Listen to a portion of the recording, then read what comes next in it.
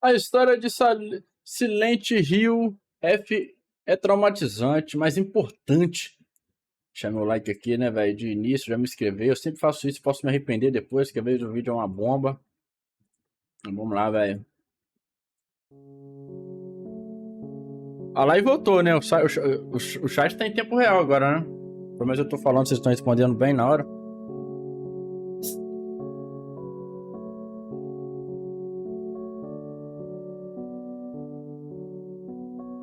Beleza. Enquanto isso for, então, um biscoitinho aqui, bebendo minha água com gás. Da franquia que eu tinha interesse de cobrir aqui no canal antes de chegar no F, como o meu favorito da mesma, o Shattered Memories, só que, aproveitando do lançamento recente desse e da excelente experiência que eu tive com ele, eu decidi atropelar tudo que tinha na franquia e pular logo pra ele.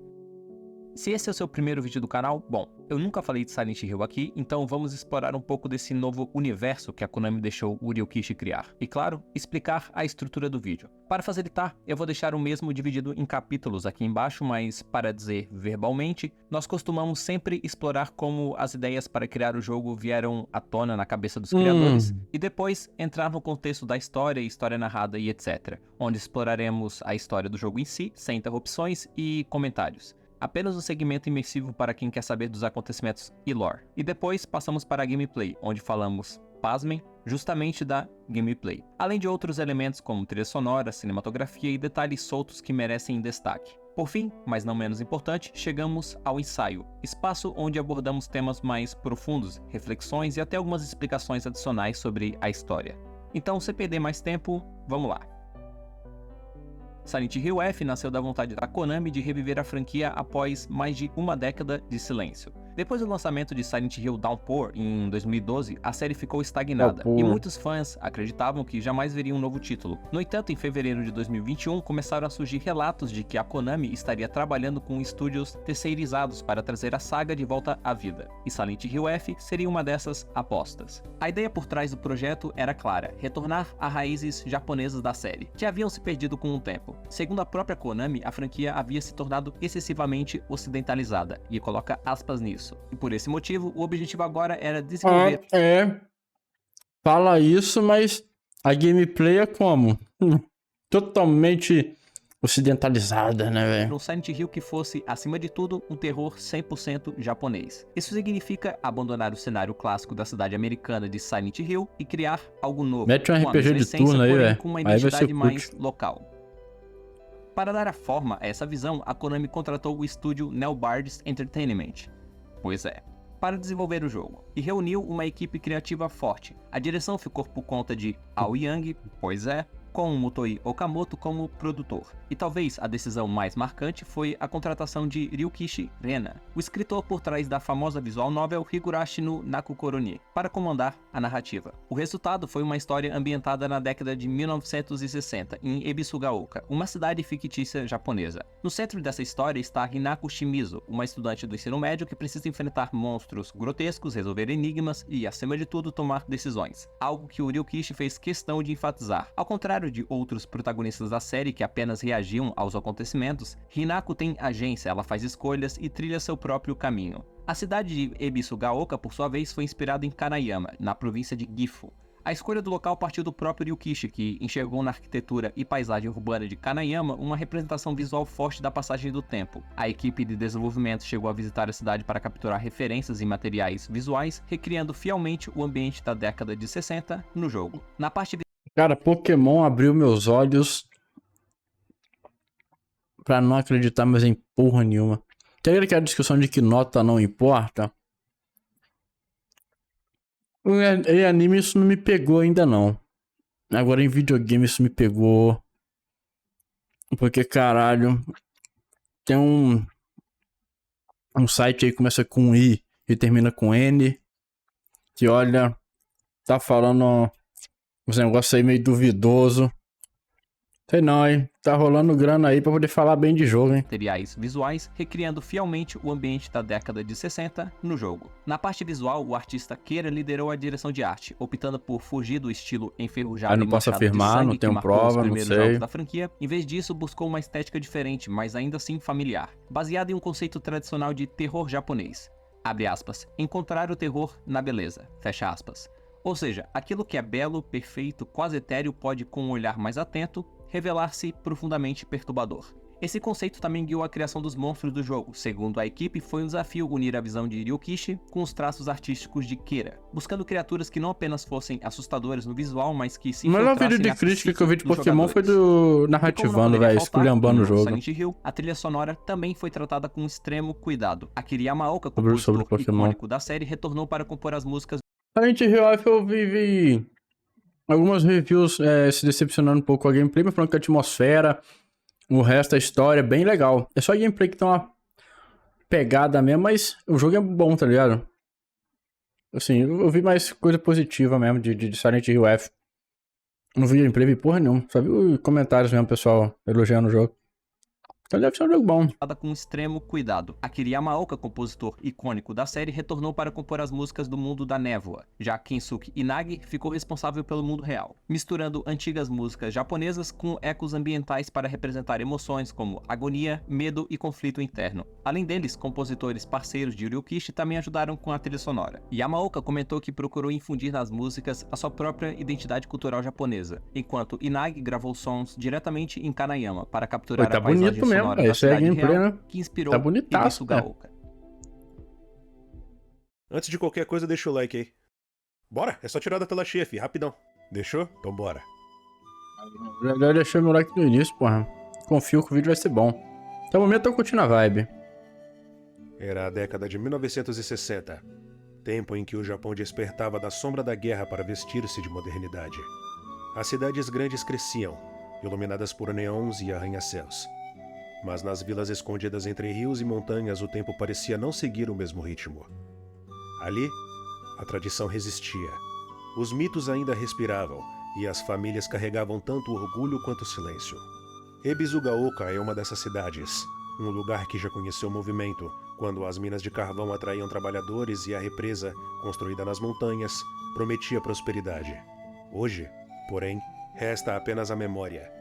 A mina fechou, a represa não trouxe riqueza, e a grande ponte de ferro, que liga a cidade a um futuro distante, permanece como monumento de uma glória que se perdeu. Mas como é que a ponte Nas que ruas arrebentou estreitas, assim, viado? O vento sopra poeira e murmúrios. É uma cidade triste, O Megalodon bateu a feita cabeça de ali, velho. lembranças que ninguém consegue abandonar. Mas em meio à decadência, a fé. Hibisugaoka é terra de Inari-sama. Suas estátuas espalham-se por cada esquina, e os mais velhos dobram o corpo em reverência. Dizem que aqui o culto é único. O deus da abundância e das colheitas não apenas recebe arroz e saquê, mas também tofu frito perfurado com agulhas velhas, oferenda um espírito que guarda até as ferramentas esquecidas. A fronteira entre superstição e devoção dissolve-se. Para os moradores, rezar é tão eficaz quanto remédio, e alguns juram que já viram ossos curarem pela fé. Entretanto, entre terremotos, gás venenoso e rumores de maldição, não são poucos os que acreditam que os deuses de Hibisugaoka não apenas abençoam, mas também punem. É nessa fé e desespero que vivem os Shimizu. Exato. Se fosse Hinako, no Brasil já a era, filha né? mais nova, alta e teimosa, Eu só ia sempre usar em conflito com os pais, como sempre mictório, protegida pela irmã Junko, que parecia carregar toda a perfeição que a família exigia. pichar. Kimie, a mãe, marcada pela obediência silenciosa, sustentando os gritos e as mãos violentas do marido. Kanta, o pai, um patriarca de Brasileiro é filho da puta, velho. Se botasse uma estátua dessa aí na cabeça do Cristo Redentor, no dia seguinte ela tava pichada, velho. Como é que o filho da mãe tem... Como é que esse viado sobe lá pra pichar, velho? os gritos e as mãos Porra, violentas o do tal do marido. pichador é foda, Kanta, velho. o pai, Ele um patriarca de consegue máscara umas calma, proezas mas que escondia que eu explosões fico admirado, brutais de velho. fúria. Verdade. Junko, a irmã que partiu ao se casar, deixando Hinako sozinha com as rachaduras Porra. da casa. E ao redor deles, os reflexos da própria cidade. Sakuko, filha do sacerdote, ligada ao santuário e às tradições.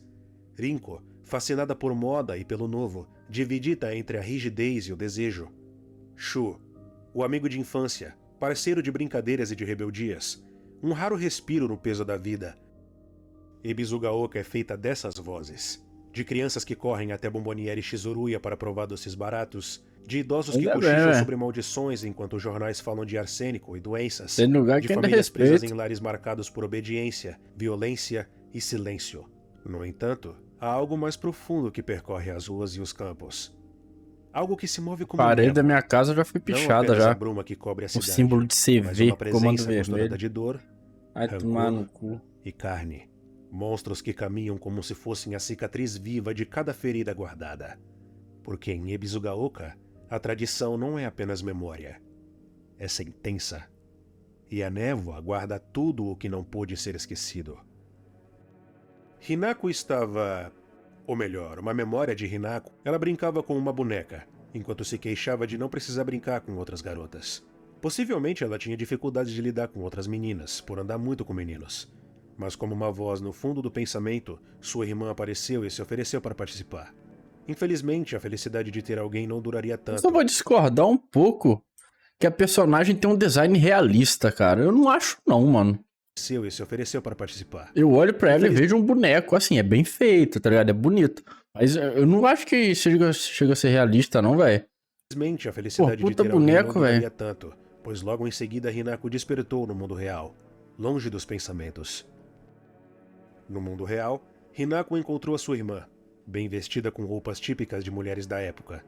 Junko se aproximou e perguntou o que a sua irmãzinha fazia ali. Hinako ficava feliz em dizer que Junko sempre cuidou dela e se sentia confortável em lembrar desses momentos do passado. Junko parecia querer dizer algo. Talvez ela fosse sair de casa, finalmente casar. Talvez tivesse um problema de saúde, quem sabe. Mas nada disso importou. Hinako apenas pegou um guizo e deu de presente para sua irmã, ao qual elas se abraçaram. Em um momento de briga da família, o pai de Hinako aprecia brigar e gritar com ela e sua mãe, jogando na cara da menina o quanto Junko era mais respeitosa com os pais. Hinako, no entanto, cansada do mesmo de sempre, apenas deu as costas e saiu para ir conversar com seus amigos, fechando a porta na cara da sua mãe e ignorando qualquer ofensa ou preocupação. Ele deve ser esquisito, porque não é ocidental, né, velho? Não é tipo um creitão da vida que você vê os esporos, pelo, você repara as deformidades na pele, as dobras. É porque o japonês é liso, né, velho? Pele lisinha, né, véio? Não tem nem aqueles furinhos dos esporos, velho. Com seus amigos, fechando a foda. porta na cara da sua mãe e ignorando qualquer ofensa ou preocupação que viria atrás de si. No caminho para a casa dos seus amigos, Hinako encontra diversos panfletos locais. Alguns falavam que várias raposas estavam vindo para a cidade e que isso seria preocupante. Afinal, elas passam doenças. Outros pontos ela vislumbrava templos para Oinari-sama, o deus raposa, este que era cultuado por toda a vila. Entre vários panfletos e vislumbres, ela se lembra de Shizuruya, uma loja de doces onde sempre se encontrava com os colegas. O objetivo era claro. Porém, havia um problema. Ao Agora, chegar no o centro da cenário é vila, estava sensacional, tudo mano. O silencioso cenário e a demais. ambientação tô achando Onde fantástico, havia velho. uma passagem, só se encontra uma caminhonete batida. Parecia algo de outro mundo. Enquanto Hinako pegava alguns atalhos para a loja de doces, encontrou uma conversa estranha. Alguém comentava sobre uma doença. Não, sobre alguém que havia morrido do nada. Só podia ser maldição. Nesse meio tempo, finalmente Sasuke apareceu. A síndrome do PCista, cara. Uma coisa que eu tenho que concordar com os consolistas, né? Quando eles zoam a gente do PC. Que é a porra de ficar reparando detalhe, velho. A personagem andar naquele negócio. Deve ter uns 10 centímetros entre a mão dela e a parede, tá ligado? Ela andando. Reparar detalhe, o tal do PCista é foda, velho. Não, isso é um defeito que a gente tem mesmo, velho. Só podia ser maldição. Nesse Não, meio é tempo, foda. finalmente Sasuke apareceu para conversar. Ainda que de maneira grosseira com Hinako. Elas marcaram de se encontrar perto do local, porque Hinako precisava conversar, fazer qualquer coisa para encher a cabeça. E em meio a mais panfletos e notícias sobre desaparecimentos de adolescentes, dessa vez era Mayumi. Hinako finalmente encontrou Shu, onde marcou de se encontrar com Sasuke. A conversa não duraria muito. Além dos dois não conseguirem falar uma palavra para o outro, Rinko, a outra amiga, aparece logo em seguida. Ela parecia desconfortável com a presença de Hinako, ainda mais perto de Shu. Sakuko chegou logo após, e eles começaram a conversar. Apesar de tudo, estavam ajudando Hinako. Infelizmente, no entanto, aqui começariam os problemas. Em um apagão de Hinako, um momento catatônico, o mundo pareceu mudar. A cidade vazia e triste agora se tornara também perigosa, com vários buracos na pele, medo e desespero. A primeira a provar o perigo seria Sakuko. Infelizmente, a mais feliz do grupo se tornou exemplo para os outros, que logo saíram correndo. Desesperada, fugindo entre becos, Hinako conseguiu escapar da criatura. Por sorte ou ajuda de Junko? Nem ela sabia dizer. Perdida em meio à cidade e pensamentos, ela precisava encontrar Shu e Rinko, mas também não entendia o que estava acontecendo. Com fortes dores físicas, ela se lembrou do presente de Shu. Alguns analgésicos, remédio era algo raro e em cápsulas, então parecia algo místico para uma menina em uma cidade rural do Japão. Mas Shu garantia que aquilo iria melhorar a situação dela. E como esperado, a dor foi embora e ela seguiu dentro dos becos atrás dos seus amigos. Alguns sons perturbam o caminho.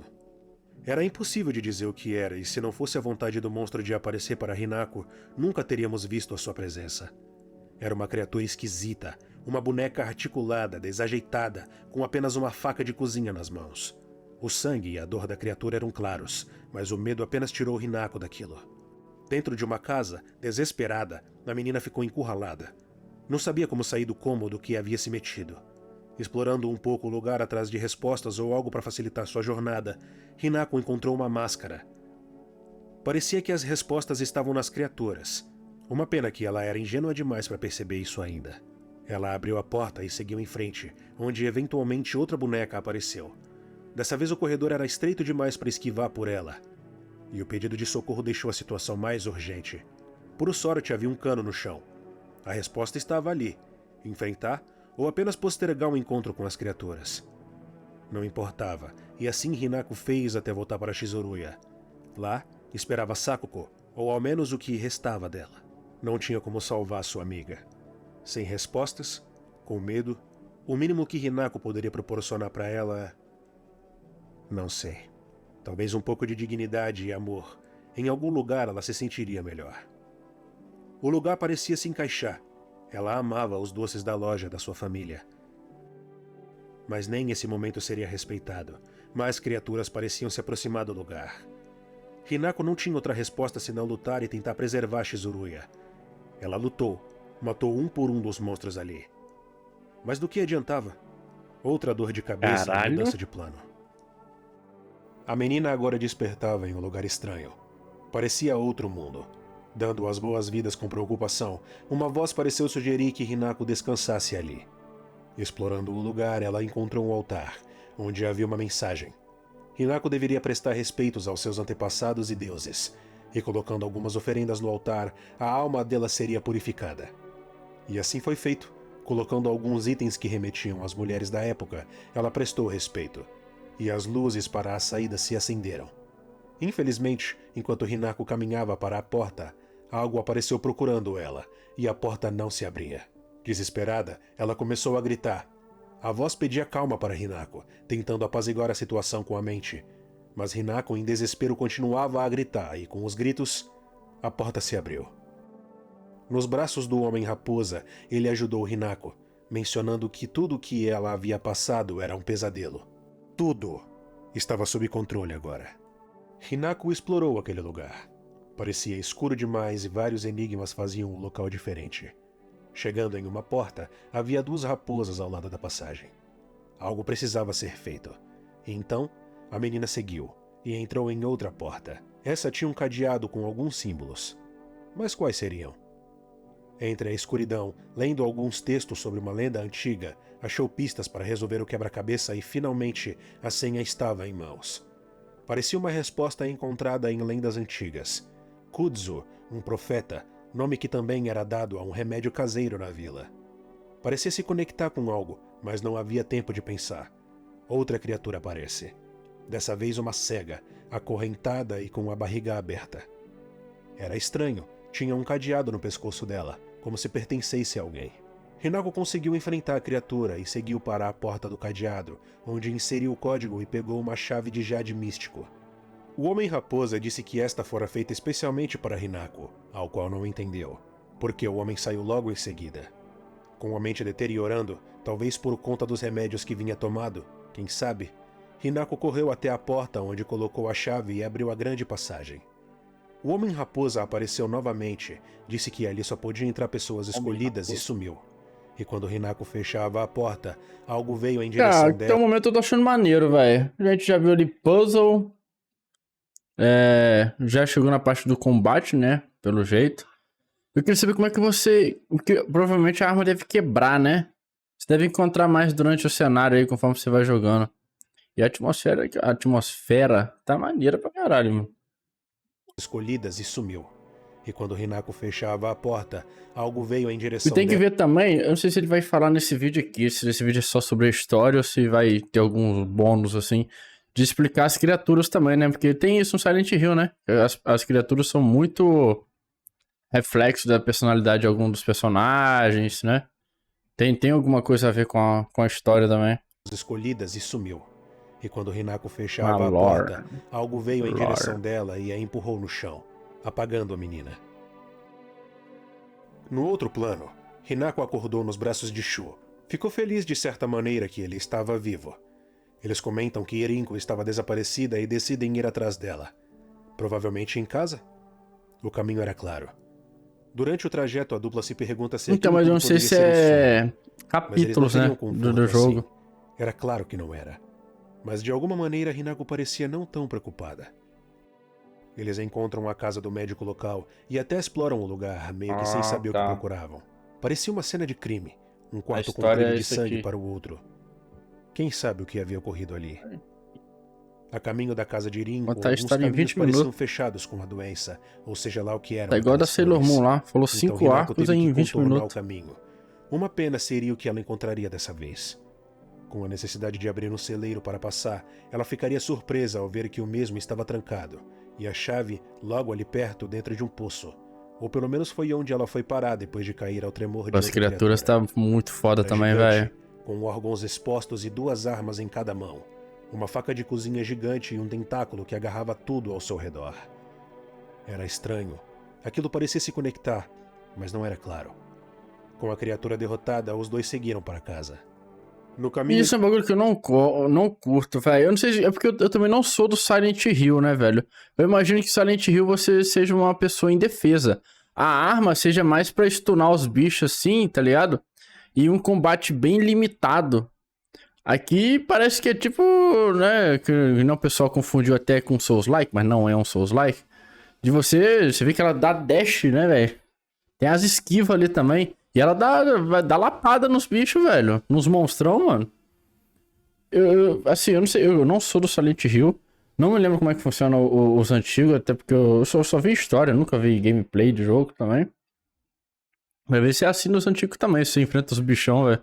Pra mim você só corria deles mesmo, velho, tá ligado? Se escondia, tá ligado? Eles encontraram um arrozal perto de um córrego. Shu lembra de como costumava brincar ali e Hinako lembra do medo que passou naquele lugar, uma vez que já se perdeu nele. As palavras dele seriam como maldição, já que logo em seguida Shu sumiu e no lugar havia apenas espantalhos de amigos. Ou colegas Mas no de boss, o Hinako. que acontece a arma quebrando no boss? Com alguns bilhetes e dicas ela passa pelo lugar. Era estranho, espantalhos com roupas do colégio. Os comentários eram sempre muito nocivos para Hinako. Era como se ela se sentisse presa a um local que todos a odiavam. Ou eram falsos. O mais Finalmente, na casa bizarro de é que ela Irinko, não é um os Leon dois da chamaram vida, né, uma velho? Um amiga na Chris. porta e, apesar da demora, Que são bosses, ela né, velho? aparece. Pra enfrentar esses bichão assim Parecia no mano a feliz ao mano. ver Shu, enquanto a Hinako, nem tanto. O trio entrou na casa e começou a planejar um plano de fuga. Mas como? A ponte para sair da cidade estava quebrada. Por sorte, Shu lembrou de uma plantação de wasabi atrás da casa dele, por onde eles poderiam fugir. Só faltava os preparativos para a viagem. Hinako e Irinko foram buscar um kit de primeiros socorros que estava na cozinha e, em um vislumbre da boneca da sua infância, uma mensagem. Cuidado com Arinko. Era tarde demais. Hinako foi empurrada a escada abaixo. De volta no plano estranho, Hinako precisava seguir para a porta sagrada. Porém, o caminho Vão ter parecia... umas cenas que a movimentação da personagem, assim, né, velho? Os detalhes se sobressaem, velho. Acho que é impressão minha, eu acho que depende da cena. Tem uma cena que parece um bonecão, tem uma cena que é bem desenhado mesmo, a personagem, velho. escuro, turvo e incerto. Explorando os corredores do templo, alguns bilhetes dizendo que Hinako pertencia a alguém podiam ser encontrados, como se a Hinako fosse agora propriedade de alguém naquele plano. As mensagens da entidade desconhecida continuavam a aparecer. Dessa vez dizia para não confiar no Homem-Raposa. Era tudo incerto demais para a menina. Ela precisava seguir em frente. A menina eventualmente consegue passar pelos caminhos escuros e dentre eles encontra uma arma. Algo melhor do que a faca cerimonial que tinha pego anteriormente. E com o item em mãos, caminhou para a porta sagrada. No caminho, a voz de Sakuko parecia atormentar Hinako. Mas ela seguiu. Encontrou um orbe de pedra semelhante à chave que tinha visto antes e deduziu que abriria uma porta aqui também. Contudo, sem tempo para pensar mais que isso, outra criatura apareceu. Um aglomerado de cabeças de boneca, todas ligadas por um corpo de lacraia. A criatura se aproximava pulando amarelinha. Era estranho. Parecia algo que Hinako conhecia, mas a mente estava se acabando. O mundo caindo. Só restava fugir. E assim foi feito. Usando a orbe, ela abriu a porta sagrada e entrou em aqui uma ela sala fugiu, segura. aqui não enfrenta não. O próximo encontro que Hinako viria a enfrentar era único. A representação era clara para ela. Mas por que era uma inimiga? Sakuko, a mais entusiasmada do grupo, parecia violenta, punindo Hinako com uma arma que mostrava uma tradição. Um guizo. Uma corrente. Com a ajuda do Homem-Raposa, a menina se sobressaiu na batalha e selou Sakuko de sua mente. Talvez para sempre. Era estranho. Ele falava da aparição como se ela fosse uma impureza da mente de Hinako. E ela não deveria estar ali. Seguindo em frente, o Homem-Raposa pede para eles se purificarem antes de entrar no templo. E assim foi feito. Bebendo da água sagrada, ele iniciou o rito. Na vez de Hinako, a água parecia diferente, como se queimasse cada parte do seu corpo. Era doloroso, como se a partir dali ela perdesse a voz. No outro plano, Hinako acordou debaixo da escada. Shu ajudou e Rinko apenas disse que ela havia caído, então o trio seguiu para a casa de Shu. Os dois foram na frente e Hinako guardaria a retaguarda. Ela parecia preocupada com Rinko. Bom, até o momento, o Paul Scalinge de Silent Hill, eu acho que é Pyramid Head é o GOAT, né, velho? Porque se foi ela com essas arminhas aí, com o Pyramid Head, ia se fuder, velho. E a retaguarda. Porque o bicho lá Ela não parecia preocupada leva com lapada Rinko. assim, não? Não se sentia mais Eu segura. acho, né? Durante É o que no caminho, jogo tu derrota Rinko ele, não continuou sei. alfinetando Hinako, dizendo que ela parecia um menino, enquanto a própria conversava de maneira pacífica, lembrando de momentos que brincava com Shu de guerra espacial. E que esse talvez fosse o motivo deles se chamarem de parceiros, nomenclatura normalmente dada a amigos homens do Japão. Com quase todos os caminhos tomados por criaturas, o único que sobrou foi o da escola. Então o trio se direcionou para a mesma. No caminho, Hinako se deparou com criaturas semelhantes às que tinha visto anteriormente, mas que pareciam diferentes à sua própria maneira. A mulher cega, dessa vez estava com uma barriga maior. O aglomerado de bonecas agora não mais brincava de amarelinha e chorava. Ele manchava o chão com vinhas danosas e parecia ser um aglomerado de adolescentes. Fugindo de todos, a escola se aproximava. Hinako, olhando algumas pontes destruídas, lembrou-se do tufão que passou pela localização há um tempo atrás. A cidade não tinha se recuperado ainda. E nem os cidadãos. Pegando uma conversa de relance de Shu e Rinko, Hinako escutou Rinko falar que ela estava morta, e que ele deveria esquecer ela de uma vez. Mesmo sem entender, Hinako ignorou o que eles estavam falando e o trio se encaminhou para o portão que usariam para fugir. Bom, se bem que disse que o diretor falou que a ideia realmente é deixar um pouco mais ação pra abraçar um público maior, né, velho? Sei lá, aparentemente eu tô curtindo o jogo, aparentemente o jogo tá fantástico, tá ligado? Não acho que a ação esteja exagerada pelo que eu tô vendo aqui, não. Que eles estavam acho que ainda que mantém a essência de Silent Hill. Para fugir. O problema é que ele estava trancado. Mesmo que aquilo fosse incomum, Shu mencionou que talvez a chave estivesse dentro do colégio. E sem outra opção, para lá foram os três. Cansados da correria, Shu se ofereceu para procurar a chave, mas Rinko se recusava a ficar longe dele. Só sobraria uma saída. Hinako precisaria encontrar as chaves. E assim ela fez. Durante a procura na escola, alguns documentos foram encontrados.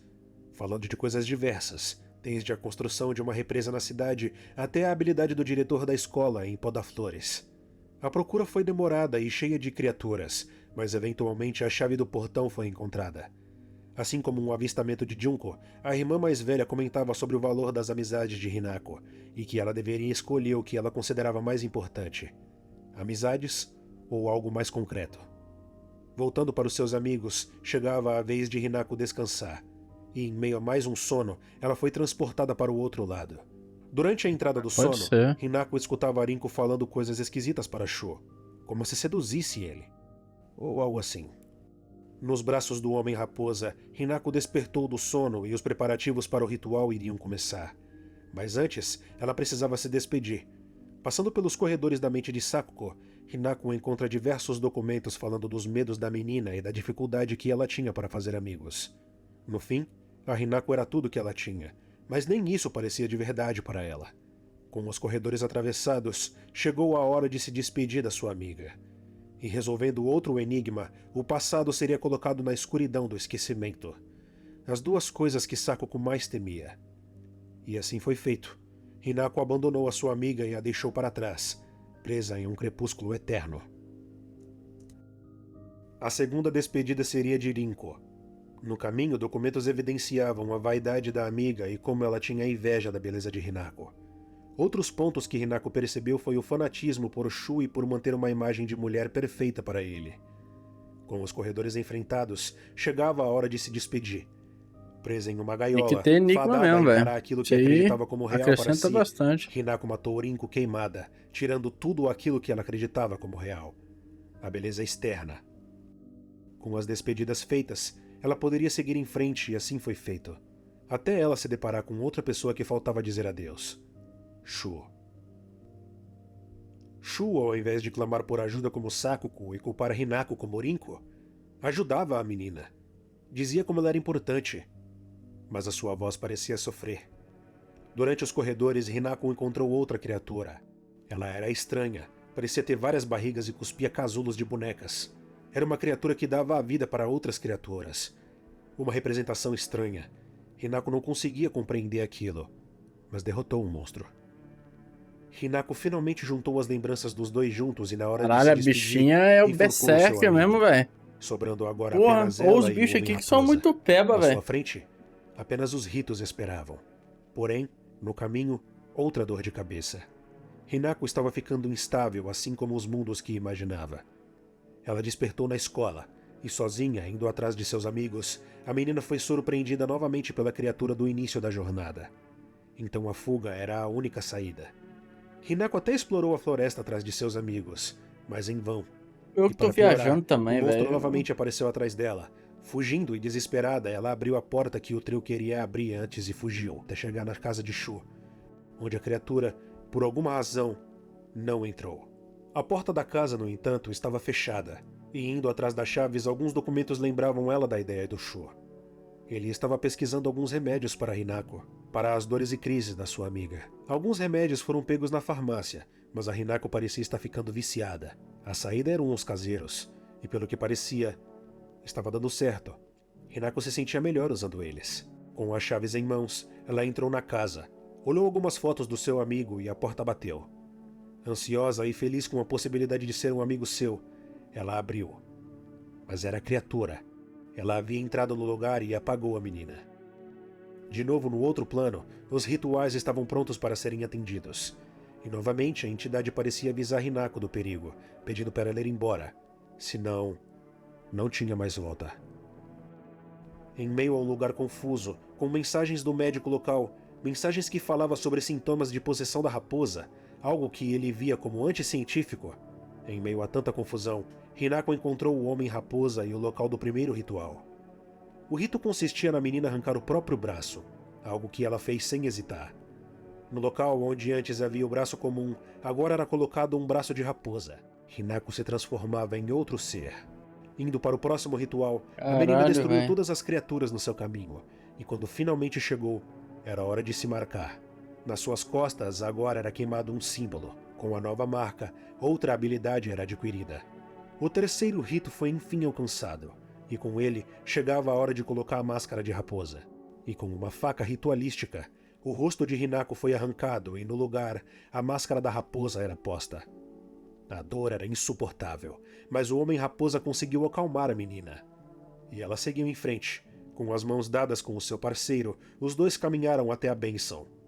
O problema era que o ser abençoado era Rinko, ou pelo menos a representação dela na mente de Hinako.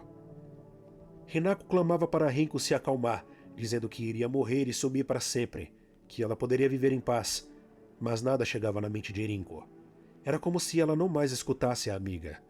Era um eco de ódio e inveja. Hinako conseguiu enfrentar o monstro e, após isso, nas mãos do Homem-Raposa teve outra crise de identidade. E acordou no outro plano. Com o telefone tocando, a menina decide atender. Era a sua mãe. Ela chamava Hinako para casa, mas na mesma ligação, aos fundos, os gritos do pai. Ele clamava para algo soltar Rinko, mas era tarde demais. Junko aparece no corredor. Ela estava diferente, com o corpo manchado pela morte. Hinako pergunta o que aconteceu com a irmã, mas ela desvia a conversa e diz para Hinako decidir seu futuro, e que ela está ficando sem tempo. Assim seria feito. Hinako se prepara e desce a montanha para se direcionar para casa. O caminho estava infestado pelas flores, pela doença. Ela já não sabia o que era. Os monstros invadiram tudo, menos um lugar. Um parquinho. Lá, Hinako se lembra da época em que salvou um menino de um ataque de raposa. Seu nome era Kotoyuki. Esse menino, no entanto, logo se mudou da cidade, e para trás ficou apenas uma carta para a menina, agradecendo tudo e dizendo que nunca iria esquecê-la. Caminhando para sua casa, todo o local se confirmou destruído, inclusive a casa de Hinako. E então o telefone tocou. Uma promoção? Quem sabe? Parecia alguém agradecendo pela preferência da família por escolher os seus peixes. Na casa, Hinako encontrou diversos papéis e enigmas, alguns que inclusive mexiam com o tempo da casa. Ao lado da porta, que parecia o objetivo final, um calendário com o dia 6 marcado, 10 de outubro de 1962. Ao colocar o calendário na parede, uma porta para tal época foi aberta. Nessa época, monstros estavam pela casa, e com a exploração, Hinako encontrou uma lembrança de brigas familiares. O pai brigava com a mãe por não fazer comida direito. Com a crescente voz do pai, a menina interferiu, no que a conversa tomou um rumo violento. Hinako no momento lembrou que odiava o pai. E pior, também não gostava da mãe. Outro calendário foi encontrado, e nele o dia 26 de maio de 1960 era marcado. Nessa época, um quebra-cabeça de pesos foi encontrado. 5 membros de uma família, e um deles, sem cabeça, separando o peso para equilibrar a balança. O membro sem cabeça ficou sozinho para equilibrar tudo. Entendi. E o medalhão foi encontrado. Ainda nessa época, Hinako achou uma foto sua, e lembrou do quarto de fotos do primeiro ano. E para lá ela foi, onde conseguiu outro medalhão após separar todos de É si que não tem mesma, muita interação com alguns objetos de Enigma, né, velho? Eu tô comparando com God of War, assim, que eu tô jogando, né, velho? Fazendo algumas comparações sobre detalhes. Que no God of War, quando você vai tem esses enigmazinhos assim, ou então você precisa mexer, manipular algum objeto, tem toda a animação do cara. Ah, eu quero virar o quadro. O Kratos vai lá, segura o quadro, vira o quadro, tá ligado? Ah, preciso mexer as pecinhas ali. Ele vai lá, bota a mão, bota pecinha por pecinha. Aqui não, você só vai mexendo na lógica mesmo e a personagem tá parada e vai acontecendo tudo, tá ligado? Não, isso não é um defeito, tá ligado? Só escolha mesmo do jogo assim.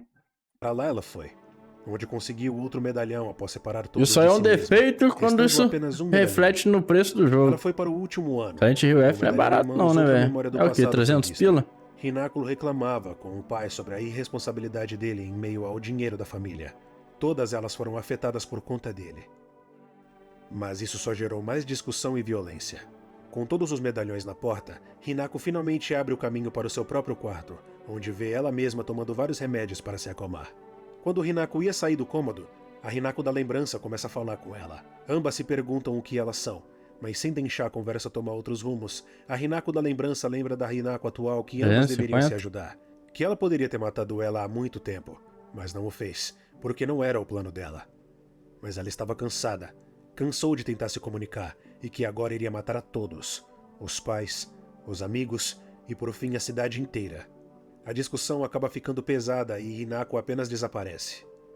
Com o emblema de pinheiro que ela havia pego no quarto, a porta do início conseguiu ser aberta e assim ela progrediu. Na porta, o que ela encontrou era uma cena terrível. Seus amigos estavam mortos, pendurados como porcos. Mortos da mesma maneira que ela havia feito no outro plano. Uma queimada, outra abandonada e o outro enforcado. Seguindo em frente, os pais da menina a esperavam. Com pai e mãe transformados em monstros, Hinako é obrigada a matar os dois. O pai representava aquilo que todo homem era para Hinako, e a mãe era mais confusa, com flores nos olhos e com um buraco nas costas. Não era fácil entender o que ela representava. Com os dois derrotados, a porta para a saída é finalmente aberta e lá a cena que Hinako viu era aterrorizante. Seus pais saíam de casa e o rastro deles eram restos mortais de um corpo.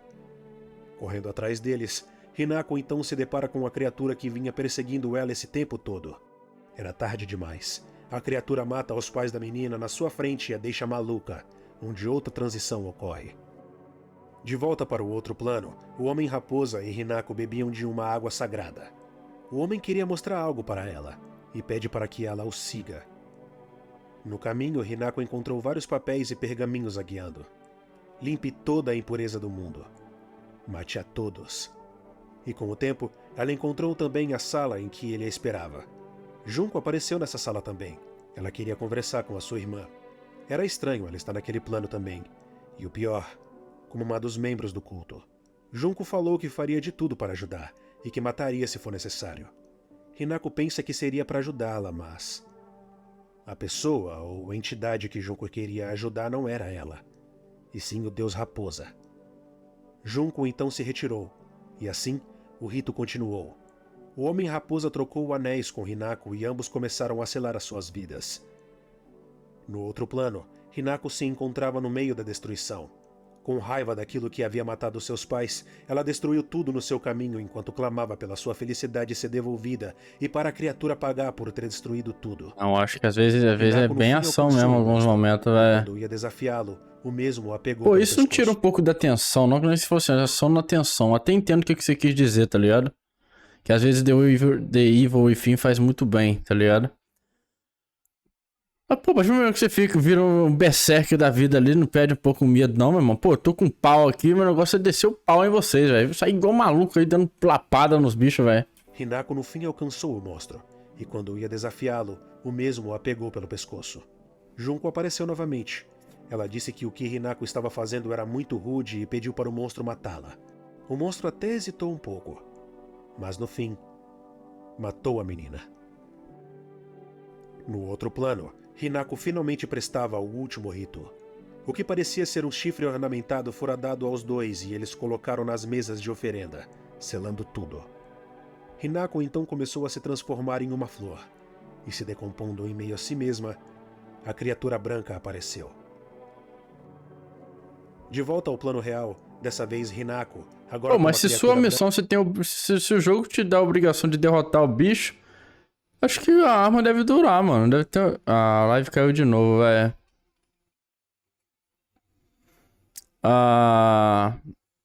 Se que nem se for souber administrar, mano, deve dar de boa, velho. branca se encontra. De volta ao plano real. O menino até dessa tava vez, andando com Hinako, machado agora ali com uma também, criatura velho. branca se Tô encontra na doido. frente do corpo desfalecido de si mesma. Um pouco antes disso ocorrer, a história retorna para a criatura de branco e seu caminho até a casa de Hinako. Agora como Hinako, a criatura segue seu caminho. Ela comentava como a cidade estava linda. No seu caminho, a entidade, aquela bonequinha, dizia para subir, e não seguir por esse lado. Mas nada a impediu. Ela seguiu e chegou na casa. A sua mãe a celebrou. O seu pai disse que aquele não era mais o lar dela. O fim, no entanto, seria o mesmo. Hinako matou os dois, na frente de si mesma. A Hinako do plano real agora estava perdida no outro plano. Ela só tinha como seguir em frente, e assim fez. Ela encontrou com a bonequinha e perguntou se a mesma iria ajudá-la a destruir tudo. Porque seria isso que ela iria fazer. Hinako seguiu, observou todos os ornamentos do templo e chegou ao local. Junko estava lá. A Hinako pergunta como a Junko pode se juntar a eles, e que ela não entendia como ela se sentia. E partiu para destruir as oferendas. Junko não permitia. Ela sabia que Hinako não entendia o que aquilo significaria. E Hinako não entendia mesmo. Com medo e novamente tendo um ataque, ela puxou uma caixa de remédios e tomou um por um. Junko não sabia o que era aquilo e, tentando tirar eles da mão da sua irmã, ela foi congelada. Livre e sozinha finalmente, a menina decidiu destruir tudo. Atrás dela estava Hinako, um monstro. A menina gritou, reclamou, disse que o monstro havia tirado tudo dela e a batalha final ocorreu.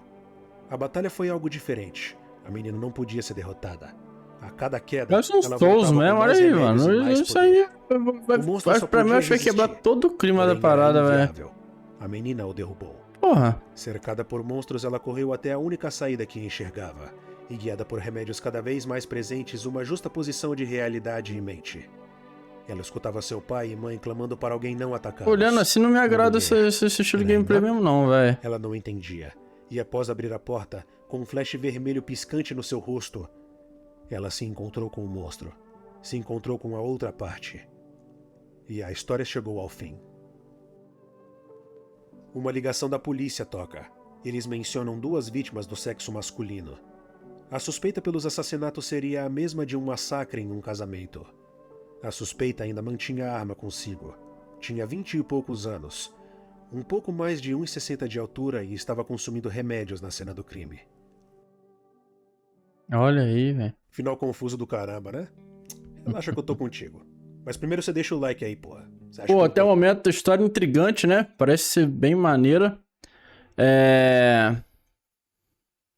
Artisticamente, muito lindo. Gráficos excelentes. Gameplay. Me incomoda essas partes do boss. E você bater, né? Lutar pra se defender em alguns momentos. Eu acho que faz parte, né, velho? É interessante. Agora você virar um berserk e derrotar qualquer bicho que aparece na sua frente é estranho, velho. Um cheiro estranho, velho. Não sei se isso vai combinar com a atmosfera do jogo, não. Tá ligado? Mas, enfim. Cara, puzzles, né, velho? Interessantes. Bem foda. Um jogo parece ser um puta jogão mesmo. Vendo? Deixa o like, cara. Deixa o like!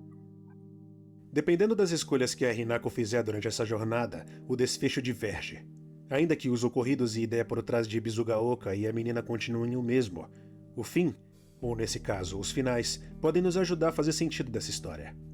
O jogo em si tem 5 finais, o que abordamos na história narrada e os outros 4. Seguindo com eles, o casamento da raposa é o segundo final disponível no jogo. Para alcançá-lo, você não pode tomar as pílulas vermelhas. Você precisa purificar ou nunca ter pego a espada sagrada e obter o remédio Rotei-sama. Nesse final, no momento em que Junko aparece para Hinako em frente ao altar, ela não impede a irmã inicialmente. Ao invés disso, ela diz que Hinako Shimizu não mais existia e que ela não deveria estar ali. Ela diz que cuidará de tudo. A bonequinha então aparece no ombro de Junko e ela desaparece. Hinako destrói todas as oferendas e promete trazer a Hinako Shimizu de volta.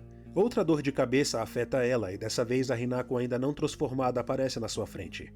A menina acusa Hinako de ter tirado tudo dela, inclusive os pais, mas Hinako responde que eles ainda podem visitá-la, apenas não da mesma forma que antes.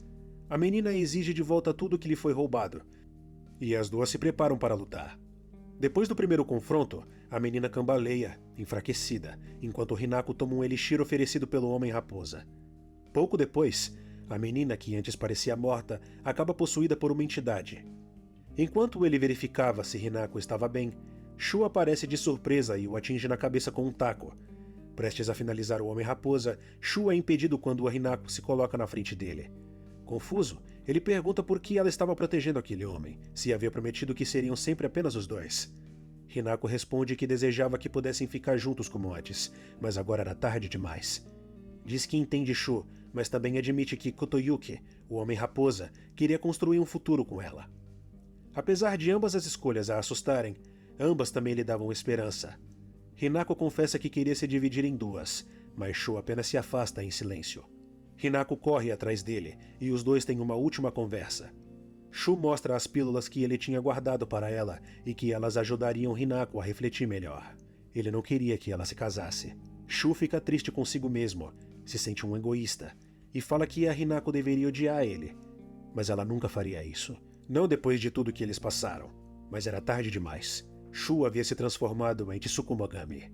Jogo com vários finais é coisa de cut, velho. Shu lembrava a elas dos momentos deles juntos, e finalmente a entidade caiu.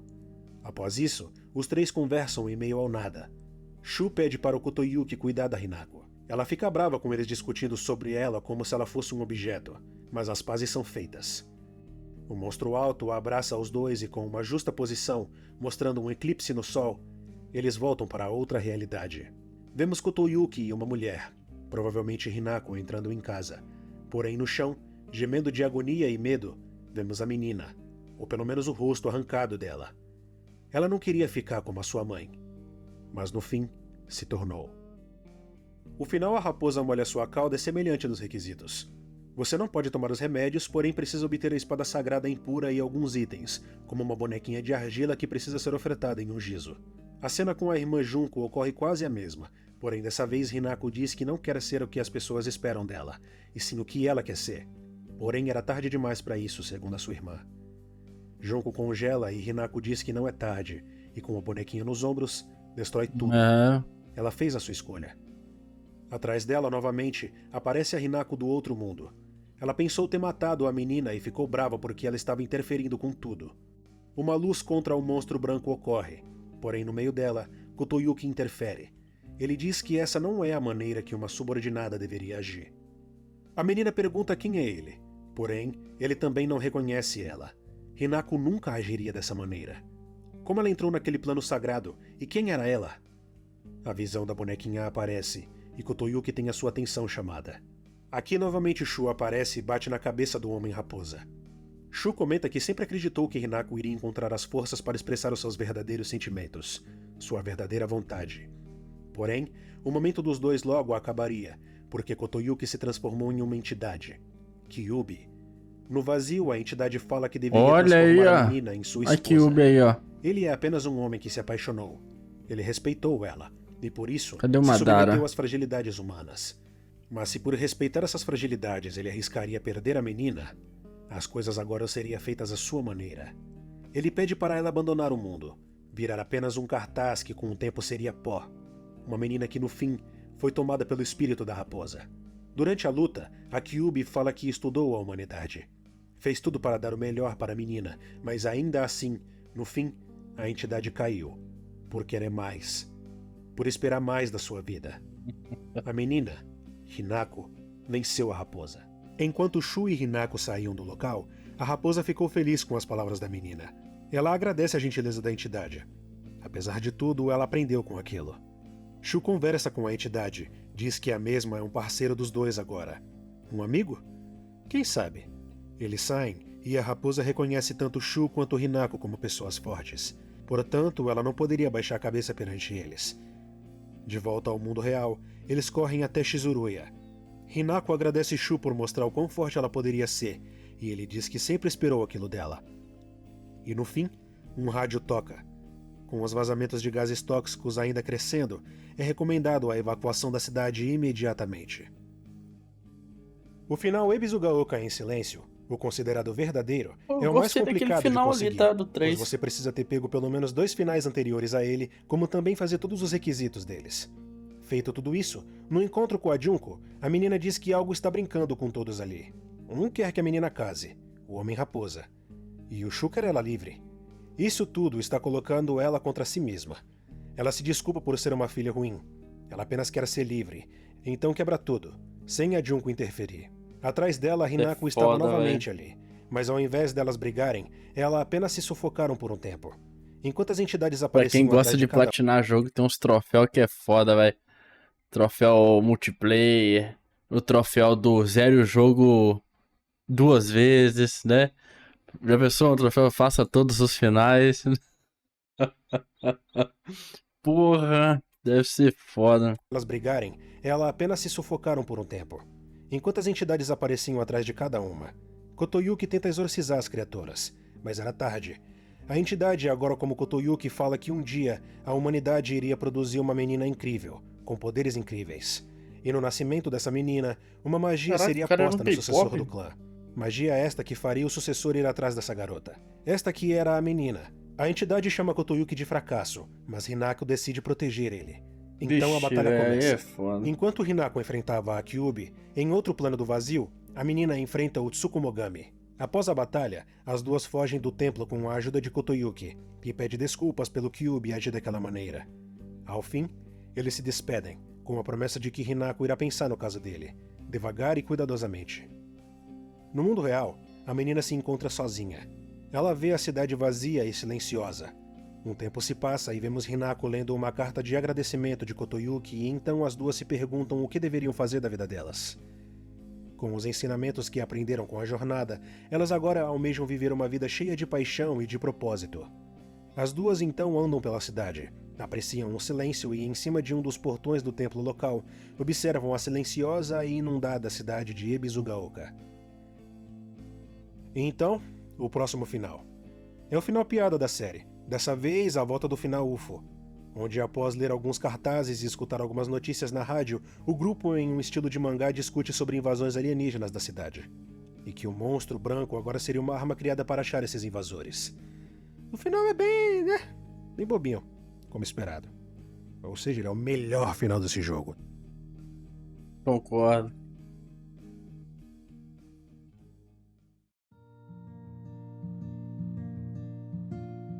Olha, não tem por que eu me prolongar na gameplay do jogo, principalmente em Silent Hill, que pra mim, a atmosfera e a história são o mais importante. Mas para não deixar batido, o jogo é muito parecido com Silent Hill 4 nas questões das armas, melee, no bate, espera e reage, e no caso de algumas armas, cuidar da durabilidade. E seguindo pela gameplay do jogo de maneira cronológica, o jogo te apresenta os perigos do cenário com uma perseguição no começo. É bem legal. E isso funciona para todo o restante do game também. A esquiva é ensinada durante o primeiro encontro com as bonecas, o combate durante o segundo encontro, e nesse meio tempo você entende como encontrar as aberturas dos bichos, porque você foi forçado a explorar a área inteira sem armas. Mas calma.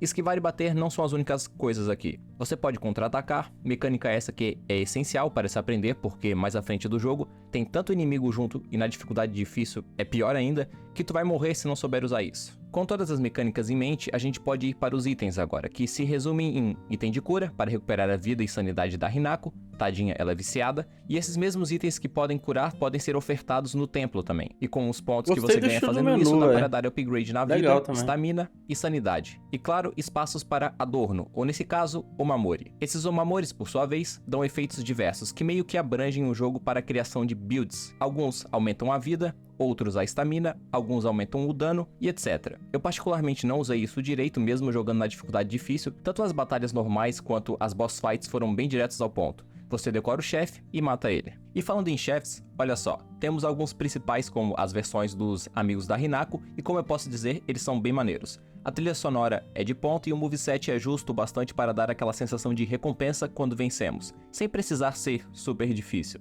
O negócio fica despirocado nos chefes finais. Tanto a versão da Hinako como raposa, quanto as raposas em si, como também aquele mecha Tsukumogami, são excelentes boss fights. O moveset é difícil de aprender, eles dão dano pra caramba, e por assim dizer, são complicados mesmo. Principalmente a Hinako monstrão. Portanto, o que vai facilitar essas lutas e terminando a parte da gameplay com elas, temos algumas armas aqui. Eu que nunca joguei Silent Hill, eu devo gostar, velho, tá ligado? Ornamentais, talvez deve armas ser médias bom. como os É porque eu tô preso no Silent Hill do passado, né, velho? Assim, eu tô com a ideia de que, cara, isso não é Silent Hill, né? Mas eu também nunca joguei Silent Hill, então pode ser que seja bom, assim, pro meu gosto. Canos e tacos, e por fim, as pesadas, como o martelo e o machado. Funciona da seguinte maneira: as leves batem rápido, mas dão pouco dano, as médias são as médias, e as pesadas têm algo interessante. Valeu. Além de serem lentas e darem muito dano, elas têm um plus, elas conseguem defender. Isso é muito forte contra os chefes em si, já que você pode defender os ataques deles enquanto segura o botão de foco, que é basicamente um botão para facilitar o contra-ataque. Quando a oportunidade vier, contra-ataque. E bom, sobre as armas, é isso. Fora, claro, o modo raposa da Hinako, que você utiliza majoritariamente no outro mundo, esse modo em si é tipo uma arma inquebrável e super forte, e que ainda dá pra ficar mais injusto, porque ele tem um modo despertar, onde você não toma dano e quebra tudo ao redor. E claro, não podemos esquecer da parte que define um Silent Hill, né? Os puzzles aqui, como eu posso dizer, na dificuldade difícil, que é a recomendada para eles, eu achei criativo e condizente com a lore do jogo, então, tudo certo.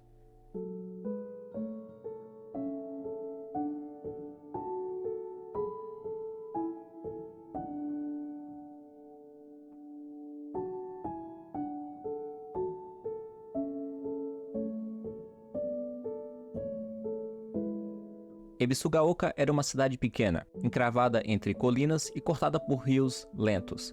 As ruas estreitas e as casas de madeira resistiam ao tempo, algumas em bom estado, outras já marcadas pelo abandono. A população se mantinha relativamente isolada, preservando tradições antigas e um sistema de crenças centrado no culto local, especialmente na figura do deus raposa, Inari-sama. Relatos históricos indicam que a cidade sempre enfrentou problemas estruturais, enchentes frequentes, instabilidade em algumas construções e falta de infraestrutura moderna. Essas condições, somadas à geografia da região, deixavam a cidade vulnerável a desastres naturais, como tufões e acidentes com produtos químicos ou vazamentos de gás, citados em registros posteriores à evacuação. Antes da sua decadência, Ebisugaoka desfrutou de um período de prosperidade. Sua origem remonta a um tempo de lendas, como a teoria que o nome Ebisu, significando pessoa que vem de longe, referencia um antigo vilarejo escondido de fugitivos do clã Taira, derrotado na guerra de Genpei.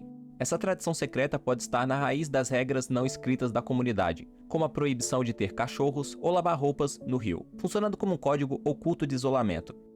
A cidade prosperou no período pré-guerra, com o fluxo de pessoas atraídas pela mineração de carvão e pela construção da represa nas montanhas do norte. Caraca, Contudo, o fechamento das minas e o fim da construção transformaram a cidade em um lugar de tristeza, Canal do amigo também é cuja a cultura, única velho. lembrança Olha aí, da ó. antiga glória era a ponte de ferro que a ligava com a cidade vizinha. A fé em Inari-sama é profundamente ligada à fundação da cidade. Uma antiga lenda afirma que um dragão d'água habitava a região, expelindo veneno para afastar as pessoas, até ser derrotado por Inari-sama, que tornou a Terra habitável. Curiosamente, a geologia de Ebisugaoka oferece uma explicação mais plausível. A região tem muitos onsen, fontes termais, e a lenda do dragão pode ser um mito criado para explicar um incidente real, onde um geyser de onsen acabou liberando sem querer gás nocivo na cidade. Além disso, há um perigo estrutural constante, com investigações da prefeitura alertando para a fragilidade das montanhas e o risco iminente de deslizamento de terra. A crença local, fortemente defendida por personagens como Sakuko, atribui a estabilidade da cidade com a proteção de Inari-sama, e a perda da fé seria a causa do seu retorno ao estado inabitável. Mas eu meio que coloquei o cavalo na frente dos bois aqui, e eu sei que a frase não faz sentido, só que é porque eu confesso para vocês, eu nunca apanhei tanto para fazer sentido de algo como eu apanhei com a cidade de Ebisugaoka. Então vamos colocar as cartas na mesa. Eu posso vamos lá. e provavelmente vou pegar algumas ideias erradas aqui, e se caso esse vídeo alcance alguém, eu ficaria feliz em ler a opinião de vocês nos comentários.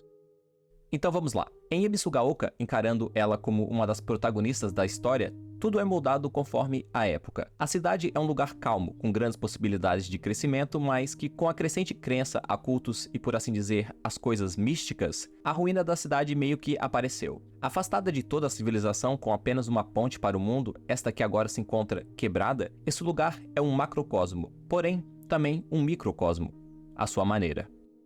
Enquanto o mundo seguiu evoluindo, ainda que não nas práticas que vamos tocar depois, a tecnologia, qualidade de vida, medicina, tudo isso progrediu. Mas se vocês bem conhecem, cidades isoladas e desconexas do mundo, tudo isso tende a desacelerar a evolução do povo ali. E eu não falo isso de maneira pejorativa e nem ofensiva, mas esse freio na evolução do povo é visto na decadência do seu próprio sistema de crenças. O santuário de Senensugi, que era um dos pontos centrais da fé na cidade, acabou sendo ignorado, com fiéis preferindo os templos de Inari-sama espalhados pela terra. A família de Sakuko, que serve como sacerdotes do local, são testemunhas desse declínio, mesmo que Sakuko ainda se orgulhe da função. Na verdade, esse Senensugi que conhecemos é apenas um vestígio. O santuário original... Como é que pode morar numas casinhas assim, né? Tem que ser um povo bem civilizado mesmo, né, velho? Porque parece que, sei lá, mano, se eu der um murro ali, vai quebrar a porta com facilidade. Tá ligado? Sei lá. Aqui, o Brasil é foda, né? O Brasil tem que ser tudo concreto e aço, velho. Senão, grade na janela, portão de ferro, né, velho? Com caso de concreto, né, velho? Rebocado, porque senão fodeu. mais esplêndido ficava na montanha Pô. e era dedicado à adoração de um cedro milenar, que havia recebido o status divino após 1000 anos de existência, funcionando como um hospedeiro divino. Esse santuário era a expressão de fé em Tsukumogami, de Ebisugaoka, a crença de que objetos ou coisas antigas recebem Brasil status sobrevive ao divino. apocalipse Infelizmente, zumbi, tá? o cedro foi atingido por um raio. e Zumbi não queimou invade até casa virar de cinzas. brasileiro, não. Sem seu hospedeiro divino, o santuário foi abandonado e a fé dos moradores migrou para o que era mais antigo e visível, uma estátua de Inari coberta de musgo. Assim, a fé em Tsukumogami, o culto às coisas antigas, se fundiu com a fé em Inari-sama.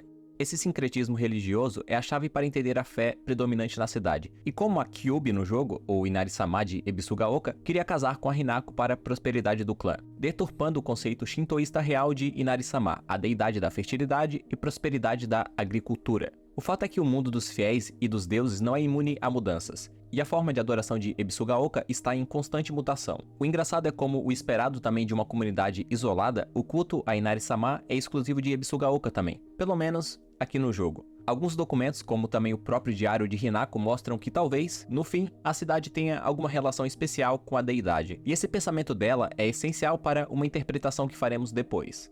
Saindo um pouco da Inari, mas não das deidades, outra forma de fé que é bem presente no lugar, ainda que dessa vez não exclusiva da comunidade, são as estátuas de Jizo. Essas pequenas estátuas têm um papel de oferenda para alguns itens que, por sua vez, desbloqueiam os sinais extras do jogo. Mas na vida real, a estátua representa Jizo Busatsu, guardião das crianças e viajantes. O poder de proteção e longevidade que a estátua propõe é essencial para compreendermos o papel dela no jogo. O final verdadeiro, onde precisamos pegar diversos itens que representam o casamento e papel da mulher no jogo, todos esses itens precisam ser oferecidos para a estátua. Todo esse processo mostra a relação da Hinako com a religião do lugar, com a fé.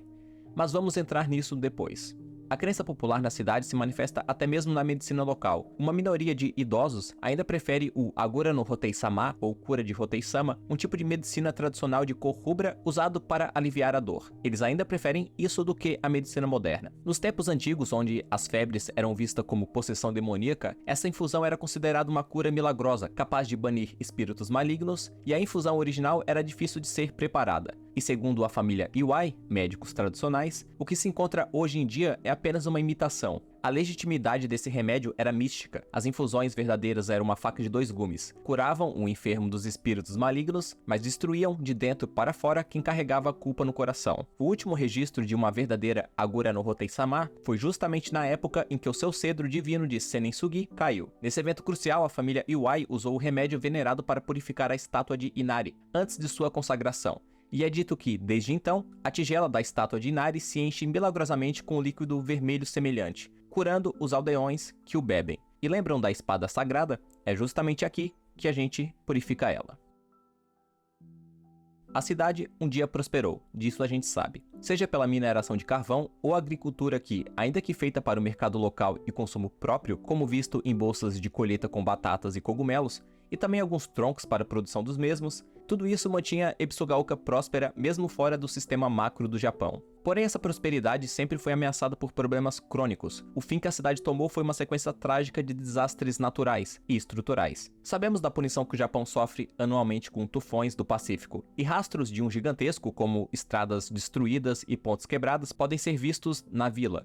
Fora isso, Ebisugaoka enfrentava vazamentos constantes de gases nocivos à saúde. Esses gases que forçaram a evacuação final tinham raízes geológicas profundas e perigosas, como sugerido pela lenda do dragão d'água que cuspia veneno. Uma provável referência a incidentes onde geysers liberavam os gases tóxicos. A represa criada para expandir a agricultura e energia estourou com o tufão, e o que sobrou teve de ser evacuado devido aos vazamentos. Assim, a cidade que nasceu de lendas, seja como o vilarejo fugitivo dos Taira, seja como a terra habitável após a vitória de Inari-sama sobre o dragão, foi no final castigada. A proteção que Sakuko e os moradores atribuíam a Inari-sama falhou diante da fúria da natureza. O que um dia foi uma vila pacata parecia ter sido punida e apagada, cumprindo a profecia de que Ebisugaoka voltaria a ser uma terra inabitável se a fé em seu protetor cessasse.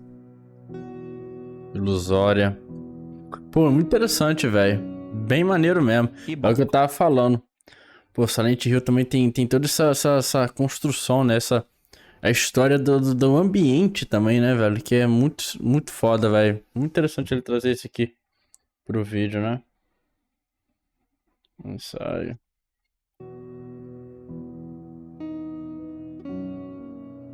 E bom, talvez um pouco do macro a gente tenha desvendado. O final da cidade, como ela caminhou para isso, só que no jogo não é bem isso que a gente vê, né? Então, meio que é uma mistura disso tudo. E após comentarmos sobre Ebisugaoka do jogo, precisamos agora entrar em alguns temas de dependência química da Hinako, e como isso moldou a realidade ao redor dela, porque sim, vamos assumir que basicamente nada ali é real. E calma, eu pensei bastante antes de chegar nessa resolução. Acho que não reclamou tanto não, acho que no máximo foi gameplay mesmo que eu vi, velho. Mas, vamos lá. Ou você viu mais crítica assim? Assim, eu também não vi tanto não, né? Eu vi uma ou outra assim, falando assim, só da gameplay mesmo ali. De resto, vi bastante comentário positivo. Afirmar isso como verdade, mas vamos lá. Primeiro vamos tentar entender por que a Hinako tem a aparência de uma menina de 16 anos, sendo que no final 1, ela é responsável por matar a própria família e cometer um massacre no casamento da possível irmã dela. Esse final é apenas uma das possíveis possibilidades que a situação dela poderia acabar, e vamos explorar isso depois. Então, para o final verdadeiro, onde tanto a Hinako do outro lado quanto a do mundo real caminham pela silenciosa Ebisugaoka, aqui podemos começar a entender os acontecimentos do jogo. Ela começa brincando com uma boneca e a sua irmã aparece ali. Temos uma passagem de tempo e agora ela está discutindo com a sua família. A partir desse momento, a cidade ainda parecia normal, mas dicas da degradação da mente de Hinako começavam a aparecer, com os comentários que ela escuta na parede, comentários sobre alguém morrendo de maneira estranha, só poderia ser uma maldição. Na segunda gameplay, esse diálogo muda. Dessa vez podemos ver a inveja nas palavras das moradoras. É um pouco difícil entender o que exatamente essas palavras significam, mas, para o macro, podemos tentar entender isso como a cidade ainda normal. Apenas alguns velhinhos pensando que maldição tá ligado com febre. Outro ponto interessante é que aqui o início da degradação mental da Hinako já começa a aparecer também, por conta daquela carne que a gente vê embaixo do carro. O central é na primeira mudança de cenário. Os amigos começam a conversar, o barulho a subir, e Hinako se distancia. Ela fica com a cabeça vazia e a partir daí tudo começa a desandar. A beleza começa a tomar conta da cidade aos poucos. Outro ponto interessante aqui é que a ansiedade da Hinako começa a aparecer diante dos remédios que o Shu mostra pra ela. Lembrando que o Shu é da família Wai. O remédio que ela tomava frequentemente para se acalmar e que eventualmente deixou ela dependente. Então, shoyu da edição aqui. E eu queria comentar algo antes de continuar. Como é que eu posso dizer isso? Enquanto eu tava gravando algumas cenas pro cenário do jogo, eu me deparei com aquela cutscene inicial de toda a gameplay e queria ver se a Hinako estava modelada enquanto era criança. E além de descobrir que ela não tem cabeça, mas todo o resto é modelado... Porra, aí, ó. O tal do PCismo é isso aí, porra. É foda, mano. Vai lá, vai fuçar ali no jogo, né, velho? Vai digitar o cheat lá pra quebrar a porra do jogo, descobrir os mistérios. É foda, velho. Outra coisa interessante no quarto dela pode ser vista, os remédios, sugerindo que ela tomava eles desde criança. Então, fica com isso aí. Outro ponto interessante aqui é que a ansiedade da Hinako começa a aparecer diante dos remédios que o Shu mostra pra ela. O remédio que ela tomava... O foda é que eu acho que eu vi no review de games. Porra. Grande época que o review de games estava estourado. Às vezes tá estourado hoje ainda, né, velho? Mas aparecia muita notificação dos vídeos dele lá de easter egg nos jogos. Tem desenvolvedor que ele espera, assim, ele fala assim, vai ter um safado que vai fazer essa porra. E eles colocam uns easter eggs, assim, no cenário, assim, porque, assim, na teoria, não é pra você ter noção disso aqui, não é pra você acessar. Só que eles sabem que vai ter uma galera que é bagunceira, vai quebrar o jogo pra tentar fazer essa porra, assim, entregar a câmera livre, enfim... E eles acabam colocando uns easter eggs assim pra essa galera. Eu acho da hora quando o desenvolvedor faz isso. Enfim. Eu já vi alguns casos desses lá no review de games, cara. Porra, inclusive eu tinha que rever os vídeos do review de games, que era maneiro pra caramba, o easter egg dos jogos. Pô, muito massa. Boa noite, Jonathan. Frequentemente para se acalmar e que eventualmente deixou ela dependente.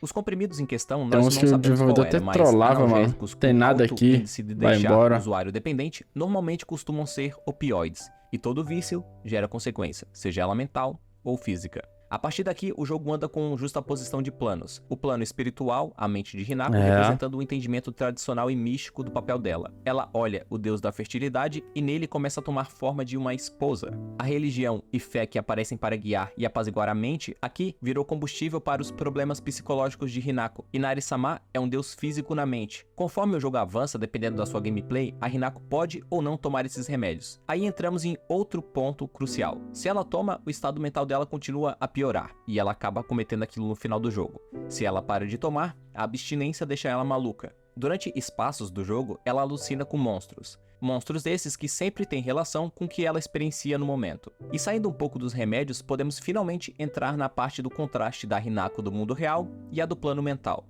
A do plano mental aceitou que quer casar, ser a mulher que o clã precisa. A violência na mente representa o horror na beleza. Casar deveria ser algo belo e glorificante, mas na mente da Hinako é tortura e submissão, e se doar de corpo e alma para o homem. Na vida real, ela não quer isso. Ela percebe que precisa seguir seu próprio caminho.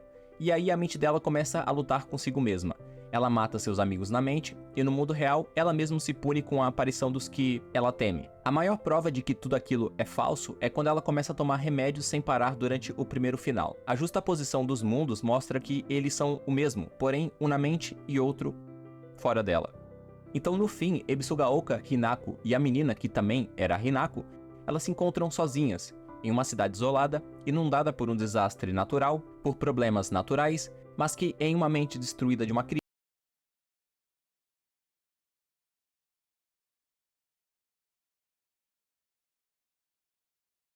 por um desastre natural, por problemas naturais, mas que em uma mente destruída de uma criança se tornou palco de destruição da beleza. A flor, símbolo de renascimento e beldade, tem a forma da morte, por assim dizer, a flor da morte. Se Hinako estava morta durante toda a gameplay já não importa mais, porque no final verdadeiro, o que mostra que no fim, viva ou morta, ela acabou que queria decidir seu próprio caminho, mentalmente, esperando a hora certa para casar com Kotoyuki. Eu acho que ela tá morta, velho. Ela não pode ser berserk assim de não vencer os bichos tudo não, velho.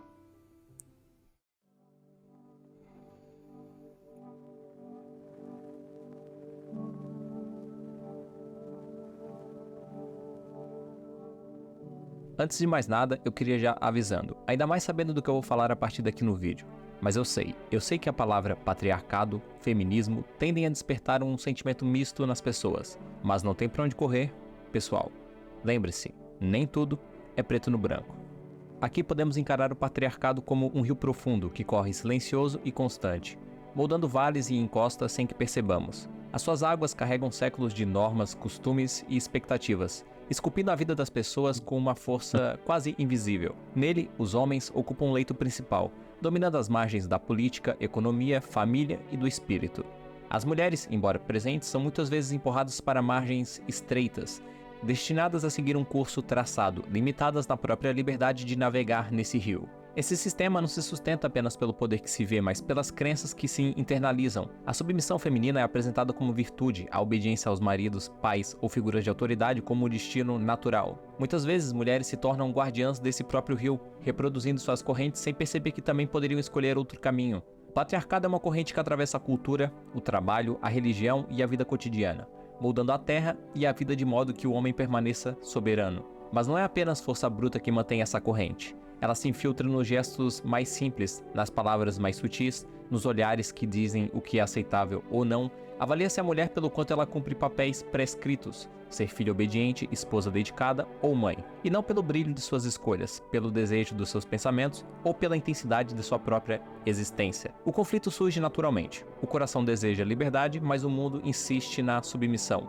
O patriarcado também se sustenta em sombras, nas pequenas coerções simbólicas, nos silêncios que ensinam obediência, nas tradições que parecem eternas. Cada gesto de conformidade, cada regra internalizada, cada expectativa reproduzida é mais uma pedra na corrente que limita e delimita. Para compreendê-lo, é preciso olhar não apenas para as leis e instituições, mas para o tecido delicado e muitas vezes cruel da cultura, da família e do imaginário coletivo que lhe dá a vida.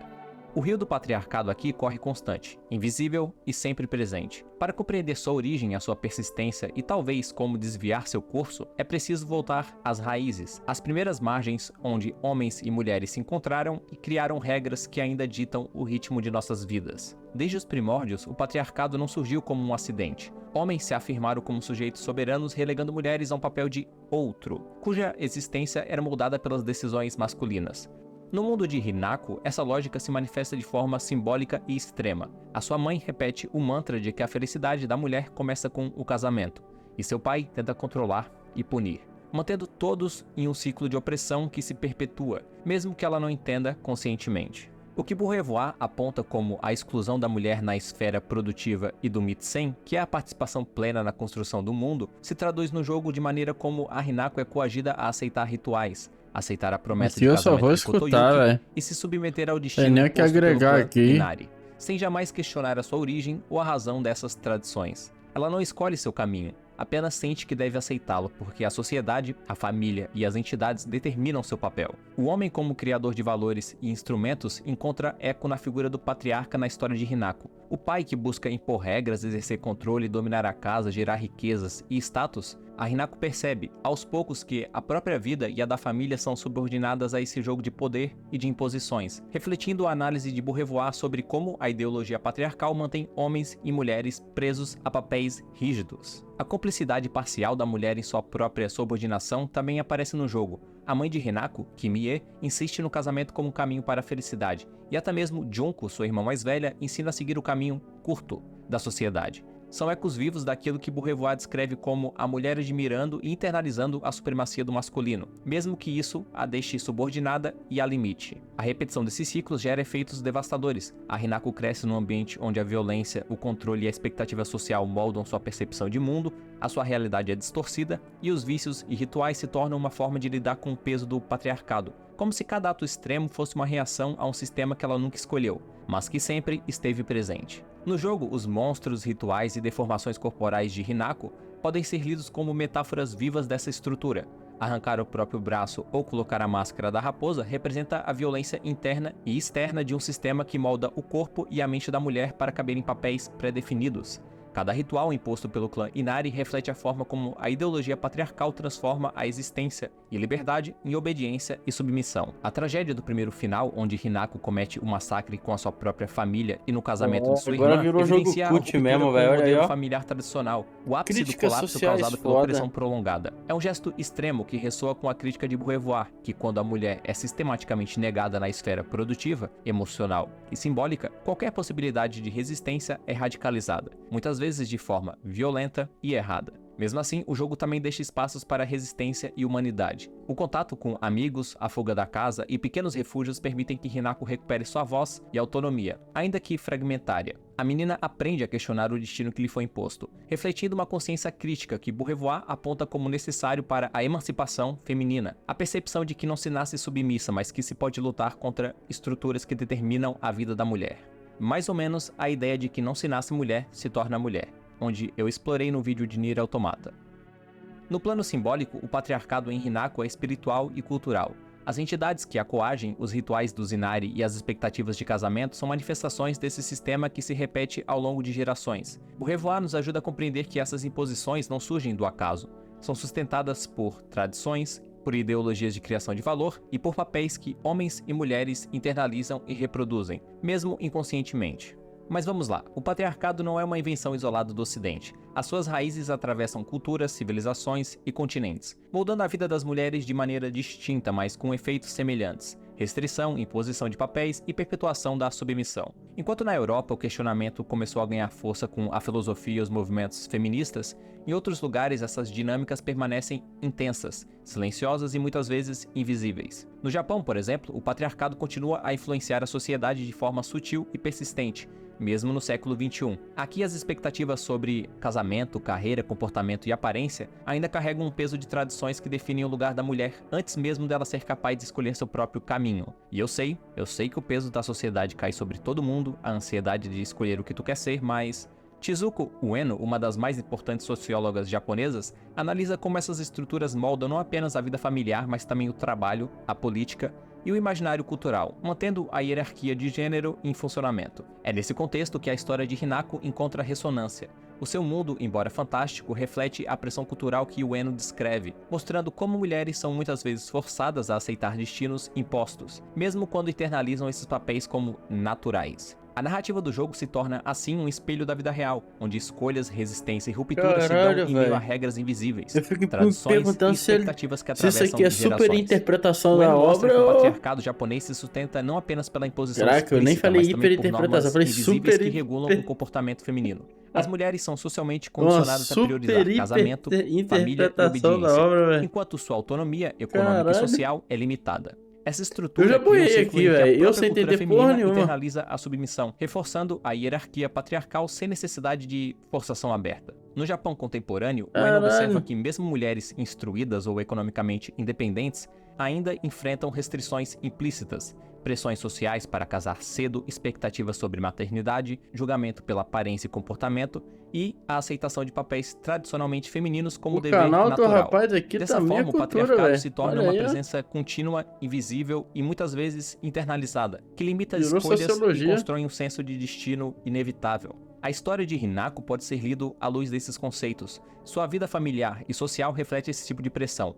O destino de casar com Kotoyuki, a obediência a rituais que ela não compreende plenamente e a aceitação de abusos e imposições como inevitáveis. O mundo do jogo, embora fantasioso, dramatiza os efeitos de um patriarcado persistente e internalizado, mostrando o impacto psicológico, emocional e físico de uma estrutura que molda a existência feminina desde a infância. E no fim, parece que o patriarcado é realmente como um rio mesmo. Ele vai devagarzinho moldando tudo e quando você vê, já virou um leito gigantesco. E também, o patriarcado não é uma invenção do passado distante e nem se limita a épocas específicas. Ele atravessa gerações, mudando de forma, mas mantendo a mesma lógica de controle e hierarquia. O jogo deixa isso claro já no aviso inicial, quase como se dissesse ao jogador: atenção, essa história é fruto de uma época. Um aviso que na prática é mais uma piada porque, embora o contexto seja o Japão dos anos 60, os temas abordados ainda estão presentes hoje. Casamentos forçados, pressões sociais sobre mulheres, hierarquias familiares e violência domésticas, isso nunca desaparece. A data é apenas um número. E isso cria a ponte perfeita para olhar de perto a família de Hinako. Ao explorar a mãe,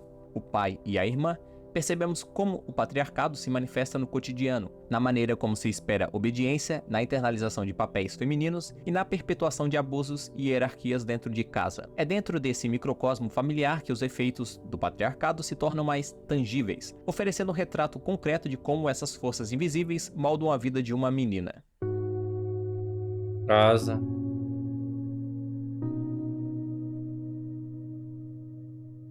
A família de Hinako é um espaço carregado de tensões e expectativas que moldam sua percepção de mundo. A sua mãe, Kimie, representa a submissão a uma sociedade patriarcal. Apesar de sofrer abusos constantes do marido, ela mantém a fidelidade e repete a máxima de que a felicidade da mulher começa com o casamento. Para Hinako, essa visão não transmite proteção nem afeto genuíno, mas sim a percepção de um ciclo de opressão que ela não deseja para si mesma. O lar, repleto de objetos quebrados e marcas de violência, torna-se um símbolo físico e emocional do confinamento que a família impõe. O pai, Kanta, personifica a violência e a falência do patriarcado. A sua raiva irracional, explosões de violência e incapacidade de sustentar a família de uma forma saudável transformam o lar em um espaço de medo. Para Hinako, a figura do pai não é apenas uma presença ameaçadora, mas uma personificação das limitações que ela percebe no mundo masculino ao seu redor. As dívidas, a bebida e o fracasso profissional reforçam a sensação de impotência e de que a sua existência está ligada à necessidade de reparar ou sustentar algo que jamais será justo. A irmã mais velha, Junko, oferece uma presença ambígua. Ela é bondosa, confiável e representa uma forma de apoio emocional, mas também personifica a conformidade social. O casamento de Junko e sua adesão às expectativas sociais mostram a Hinako que há caminhos pré-determinados para as mulheres. Caminhos que prometem felicidade, mas que exigem renúncia. Ao mesmo tempo, Junko é um ponto de referência sobre as possibilidades de escolha. Mesmo seguindo o caminho mais curto, como ela fala no jogo, Junko ensina sem perceber que é possível encontrar outras saídas e buscar autonomia. O conjunto da família revela o paradoxo entre proteção e opressão. A presença da mãe oferece cuidado, só que também se submete. O pai impõe medo e limitações, enquanto a irmã, embora amada, reforça modelos sociais que Hinako não aceita. Cada membro contribui para a construção de uma percepção de família que, para Hinako, é simultaneamente necessária e insuportável. Mas saindo um pouco da casa, porém ainda próximo de Hinako, a gente tem os amigos dela.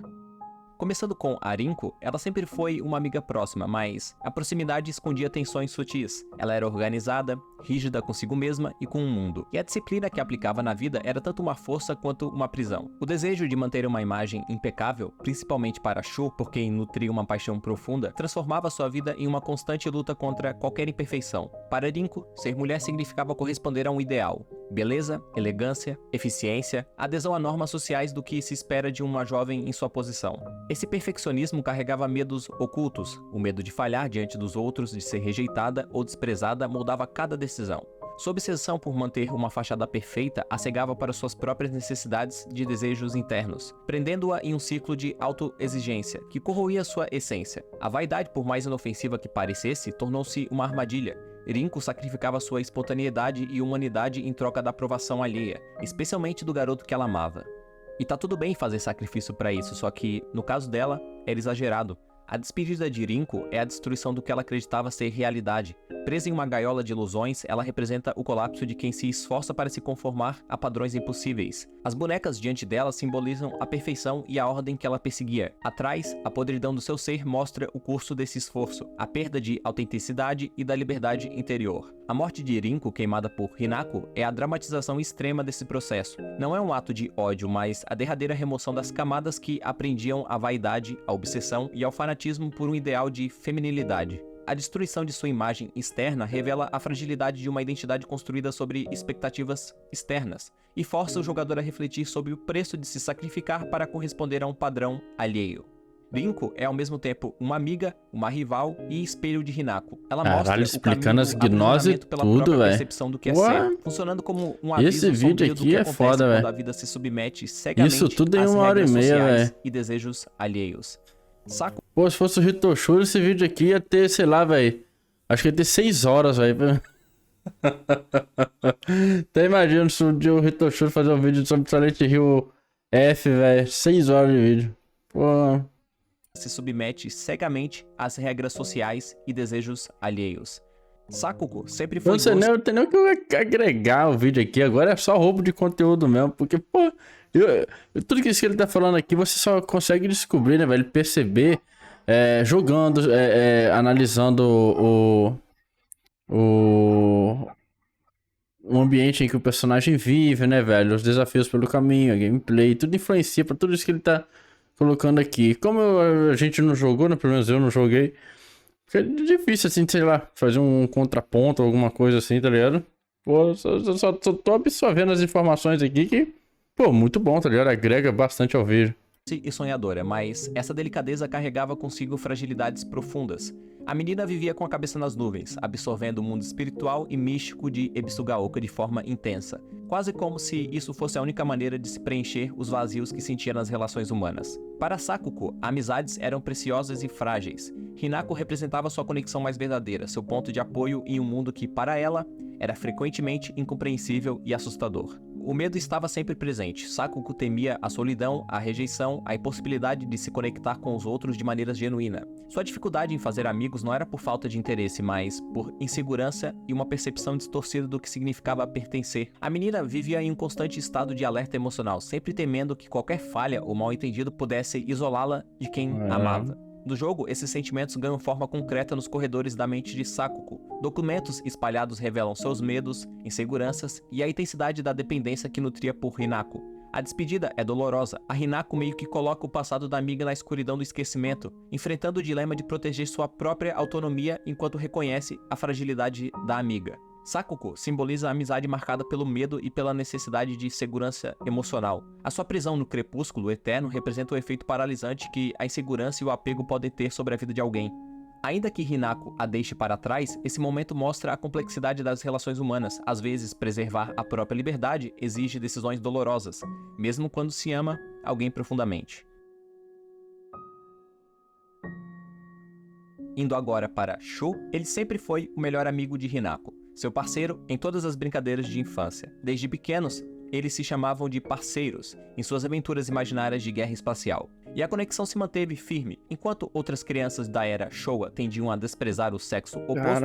Shu compreendia Hinako. Ele via ela como alguém além das expectativas de comportamento impostos pelos pais, acolhendo sua rebeldia e dúvida, e meio que oferecendo um espaço seguro para Hinako onde ela pudesse ser ela mesma. Essa amizade era para ela um refúgio e uma ancoragem em meio à opressão silenciosa da vida familiar. Filho de uma longa linhagem de boticários, a família Iwai, Shu cresceu entre plantas, flores e ervas medicinais, aprendendo com um avô e explorando a natureza com fascínio. Esse conhecimento refletia seu cuidado pelos outros, a atenção aos detalhes e o desejo de curar. Ele nutria grandes sonhos, queria cultivar matsutaks e se tornar herborista, jardineiro e até servir ao exército espacial. Cada um desses projetos carregava sua determinação de proteger, servir e expandir o mundo que compartilhava com Hinako. No labirinto da mente da menina, Shu aparece como uma presença complexa. Ele cria o remédio que deveria ajudá-la a tomar suas próprias decisões, o gesto que mistura cuidado e controle. Para Hinako, essa medicina se transforma em vício, simbolizando a tensão entre confiança e autonomia, proteção e aprisionamento. Quando percebe os efeitos negativos, Shu passa a oferecer alternativas caseiras, demonstrando que sua intenção nunca foi dominar, mas cuidar com responsabilidade.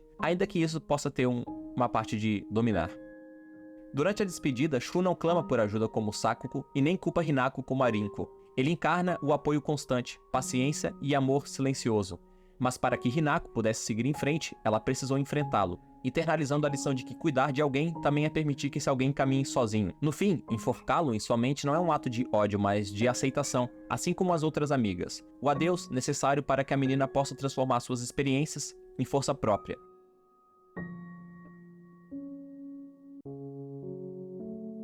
Silent Hill.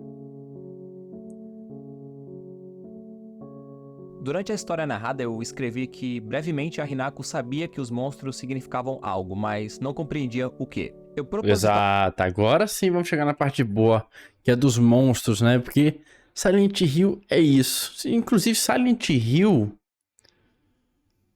deixou de ser um lugar, né, velho? Acho que muita gente vinculava a um lugar, ou talvez nem seja, né? Como eu falei, eu não acompanho o jogo desde as antigas. Talvez Silent Hill nem seja o lugar em si, né? Porque, assim, de fato, lá no jogo, existe a cidade chamada Silent Hill, né? Mas eu acho que agora virou mais um conceito, né? Um fenômeno que ocorre com certas pessoas que estão passando por determinada situação, né? Virou mais um conceito agora com uma localidade em si, a cidade, tá ligado? Silent Hill, tá ligado?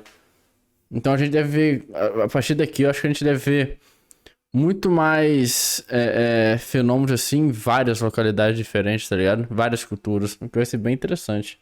realmente deixei assim porque eu iria explorar eles posteriormente no vídeo. Então, chegou a hora. Vamos falar sobre os fragmentos de dor de... E falando nisso, agora que eu tô lembrando, cara, a gente reagiu à saga Silent Hill lá. E teve aquela HQ, né? Aquele quadrinho, sei lá. Que eu achei muito foda, velho. Pô, bom ter lembrado. Tinha até esquecido disso da mente, assim. Muito foda, muito foda. Um dia eu queria comprar aquela HQ lá. eles posteriormente no vídeo. Então, chegou a hora. Vamos falar sobre os fragmentos de dor de Hinako e seus próximos. Pelo menos, alguns deles. A primeira aparição que Hinako enfrenta, o manequim, aparece de maneira confusa, quase infantil. A sua aparência mistura elementos da infância, como brinquedos, bonecas e gestos desajeitados, com referências aos afazeres e responsabilidades de uma mulher, criando uma fusão perturbadora entre o presente, passado e futuro da protagonista. É como se a criatura fosse uma tradução visual das expectativas que sempre recaíram sobre ela: ser menina, mulher e cumprir papéis que muitas vezes a aprisionavam. A boneca articulada segura apenas uma faca de cozinha, símbolo da domesticidade e da violência latente que permeava sua vida. O sangue e a dor da criatura são evidentes, mas, mais do que isso, ela reflete o medo de Hinako, o de crescer, de falhar e de se tornar aquilo que a sociedade espera dela.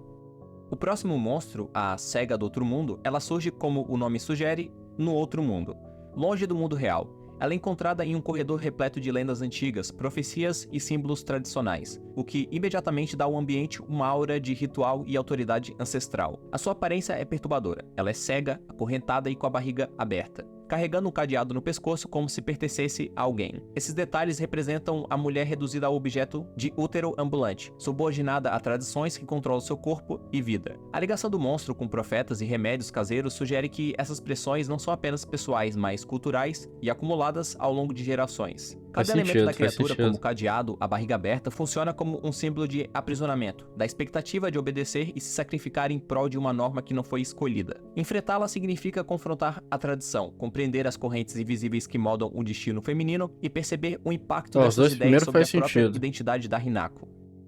De volta para o mundo real, o amontoado de órgãos aparece no caminho da casa da Arinko, em um espaço que já não pertence ao mundo real, mas à mente de Hinako. O ambiente está tomado por flores estranhas que fecham os caminhos, simbolizando a doença e as barreiras que ela precisa contornar. A sua aparência é monstruosa, com órgãos expostos e armado com duas armas, uma faca de cozinha gigante e um tentáculo que agarra tudo ao redor. Os órgãos expostos refletem a dependência do álcool, algo que era muito normal nessa época, é só olhar os cenários por aí, enquanto o tentáculo e a faca representam a violência física e o controle que o homem exerce sobre aqueles próximos a ele. Os seus gritos ecoam a violência verbal, e cada movimento é uma ameaça constante, mostrando como o abuso se manifesta de múltiplas formas. Enfrentar ele significa confrontar a figura do opressor, aquele que prende, ameaça e impõe sofrimento. É uma representação forte das relações de poder e da forma como o abuso se infiltra no cotidiano, tanto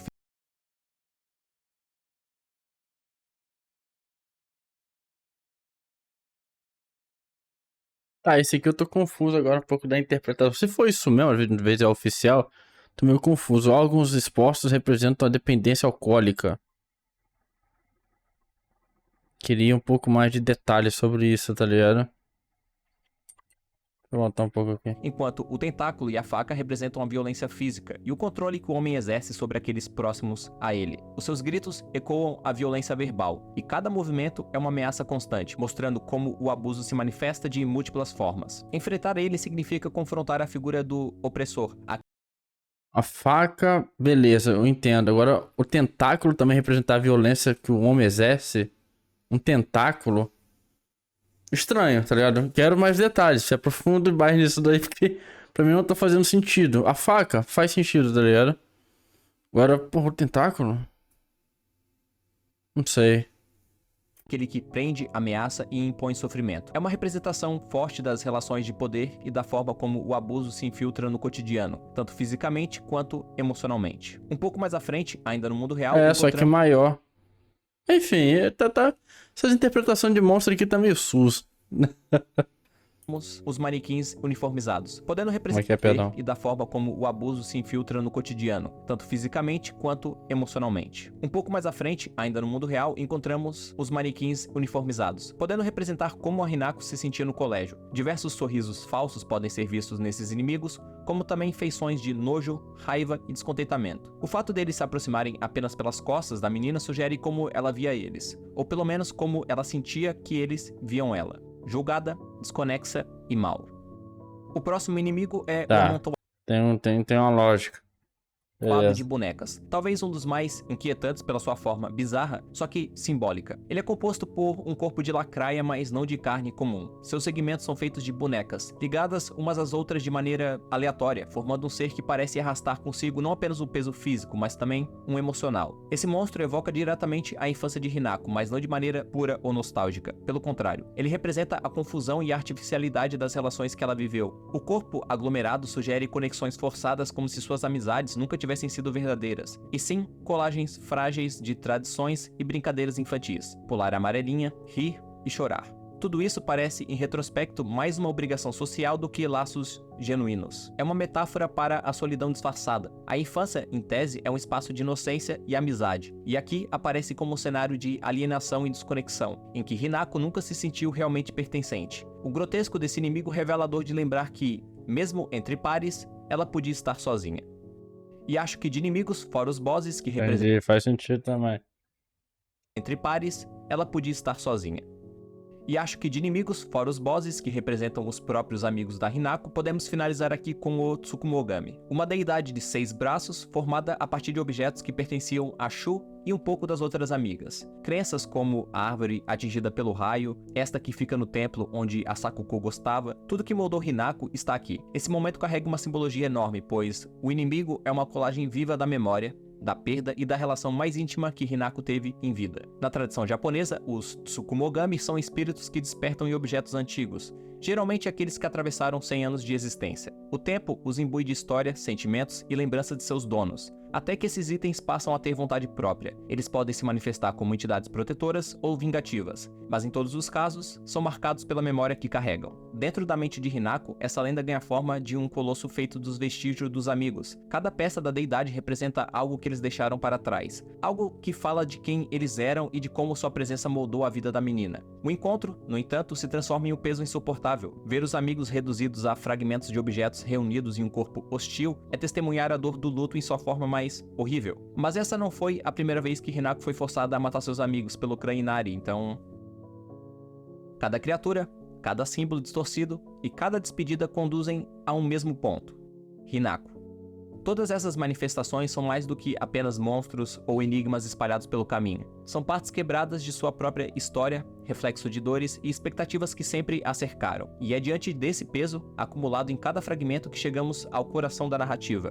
Compreender quem é Hinako e o que ela carrega e como tudo isso a molda. Tá lá, Hinako, vamos ver. Muito bom.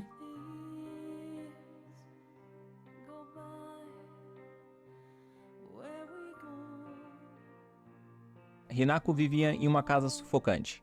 cercada por regras e expectativas que esmagavam sua vontade. Cada cômodo lembrava o peso da família e a impossibilidade de ser livre, tornando seu próprio lar um espaço de confinamento e medo. Ela ansiava por escapar, buscando refúgio nas ruas, nas conversas com amigos, nas brechas de liberdade que a vida ainda permitia. No mundo real, a pressão para seguir o que a sociedade esperava dela era constante. A sua vida parecia determinada por normas que não compreendia, e que a cada dia o sentimento de impotência crescia. Em busca de algum alívio, começou a recorrer a remédios e vícios, tentando anestesiar a mente e escapar da realidade opressiva que a cercava. No outro plano, a situação era ainda mais cruel. Hinako era coagida a casar com Kotoyuki, uma imposição que violava sua autonomia e reforçava a sensação de aprisionamento. Para atender às exigências do clã que ela nem ao menos entendia, ela passava por rituais torturantes, arrancava o próprio braço para colocar o da raposa, perdendo autonomia, arrancava o próprio rosto para colocar a máscara, perdendo sua identidade, e era marcada como o símbolo do clã, queimando as costas, sendo reduzida a um objeto de pertencimento e submissão. A dor física refletia o tormento emocional. Cada ritual e mutilação fortalecia a sensação de perda de si mesma. A identidade de Hinako se diluía sob as camadas da violência e coerção, enquanto a marca do clã permanecia como lembrança permanente do controle sobre seu corpo e sua vida. Mesmo sob tamanha pressão, Hinako encontrava pequenos momentos de conforto. As fugas de casa e os encontros com os amigos ofereciam instantes de leveza, espaço onde sua mente podia respirar e reconstruir fragmentos de quem ela era. Esses momentos não apagam a dor, mas permitiam que ela sobrevivesse à brutalidade do mundo que cercava. Os remédios e vícios tornavam a realidade ainda mais instável. A sua percepção se distorcia e era difícil distinguir entre medo, desejo e memória. O peso da sociedade misturava-se com as ilusões provocadas pelas drogas, criando uma realidade fragmentada e perturbadora, onde cada ação carregava ecos de dor e desespero, sendo isso representado pela destruição e pelos monstros. Ao longo do tempo, a tensão atingiu um ponto crítico. O isolamento, os vícios e a percepção distorcida da realidade levou Hinako a uma ruptura. No primeiro final, e vamos considerá-lo como canônico, pelo menos por esse parágrafo, nesse final ela comete atos de violência extrema, incluindo um massacre em um casamento e o da própria família. Esses eventos refletem um colapso de uma mente sobre peso de décadas de opressão e trauma. Esse ato, em que Hinako mata tanto sua família quanto os participantes do casamento, representando uma ruptura profunda com a própria ideia de família, não se trata apenas de uma reação contra a opressão ou de uma tentativa de liberdade. É uma desconstrução extrema de laços que, em qualquer contexto, deveriam ser seguros e afetivos. Mulheres podem lutar contra o patriarcado, resistir às pressões sociais e buscar autonomia.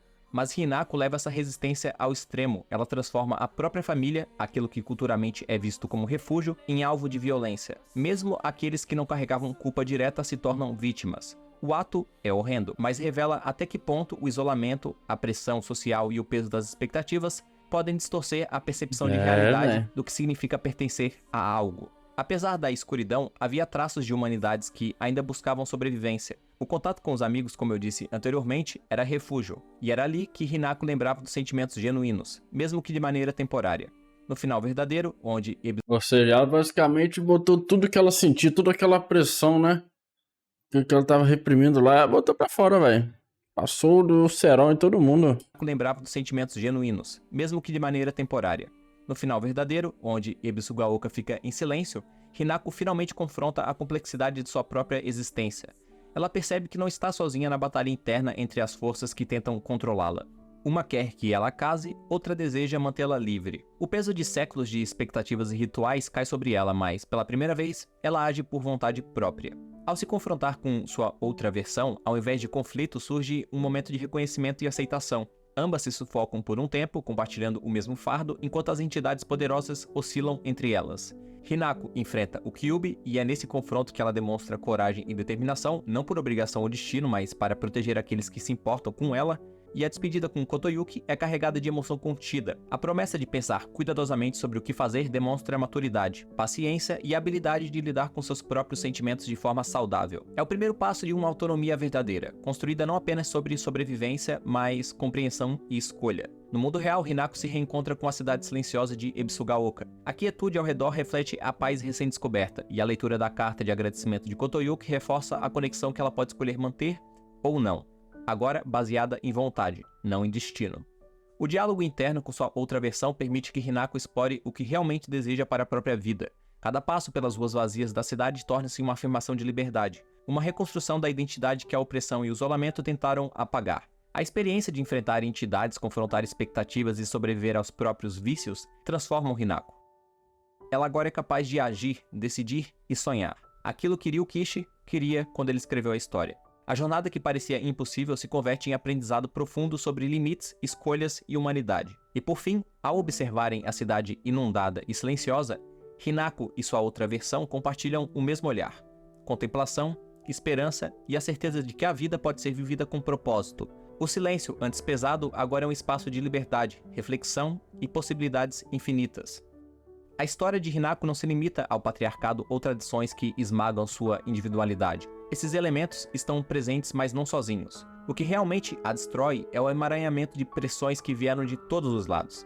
A família que a moldava sem ouvir sua voz, a sociedade que ditava regras incompreensíveis, os amigos que também carregavam expectativas sobre elas, os rituais que a transformavam em objeto e até os vícios que distorciam sua percepção da realidade. Tudo isso junto formava uma rede de silêncio e dores que a impedia de existir livremente. Essa jornada é devastadora porque mostra como a vida pode se fragmentar quando cada escolha parece sequestrada por algo externo. Hinako não sabia mais onde terminava sua vontade e onde começavam as imposições. A violência que emerge dela Tudo não é apenas um culpa do grito contra a patriarcado. opressão, mas consequência de anos de resumo sufocamento. do A narrativa não Gnose. entrega o culpado simples. Ela mostra como estruturas sociais, tradições e fragilidades pessoais podem se entrelaçar até dissolver qualquer sensação de autonomia.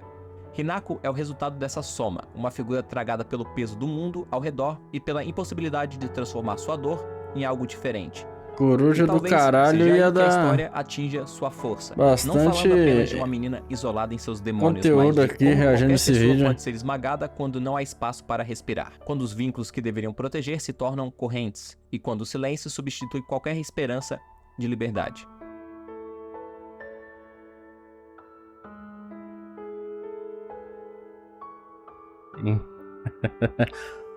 Pô, bom demais, velho. Videozão top, cara. Sensacional. Parabéns aí pro mano. Eu depois vou ver o nome, velho. Eu não sei o nome. Agora eu tenho um membro foda no meu canal também. Nunca serão CEO do sexo, velho. Nunca serão CEO do sexo.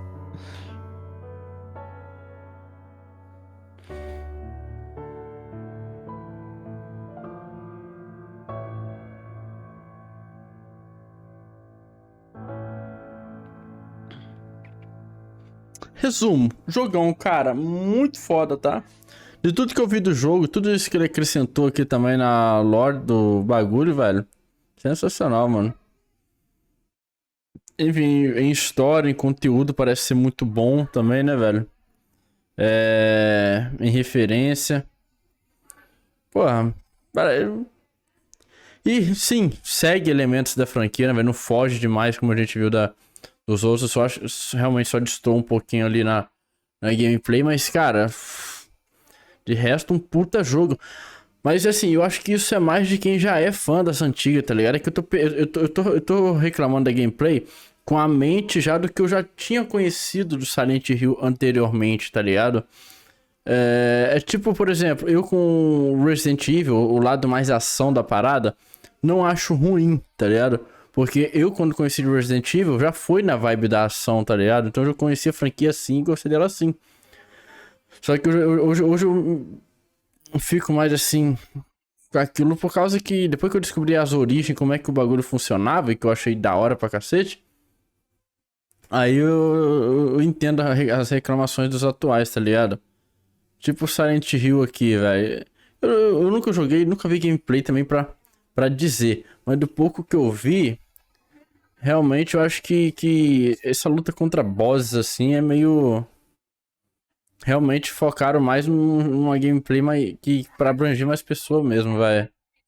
Assim, pegar um pouquinho de ação ali, né, velho? Personagem Berserk ali, né? Tem uma mão lá que ela tem uma habilidade que ela fica imune a dano e só dá lapada, dando pra caralho no inimigo. Enfim, óbvio, tem que dosar recurso, né, velho? Isso é bom, né? Pra você também não se sentir totalmente indestrutível. Cara, puta jogo, velho. Curti, bom vídeo. Se teve hiperinterpretação, aí eu não sei. Mas ficou muito bom. Leone é um cavalo forte de coração tão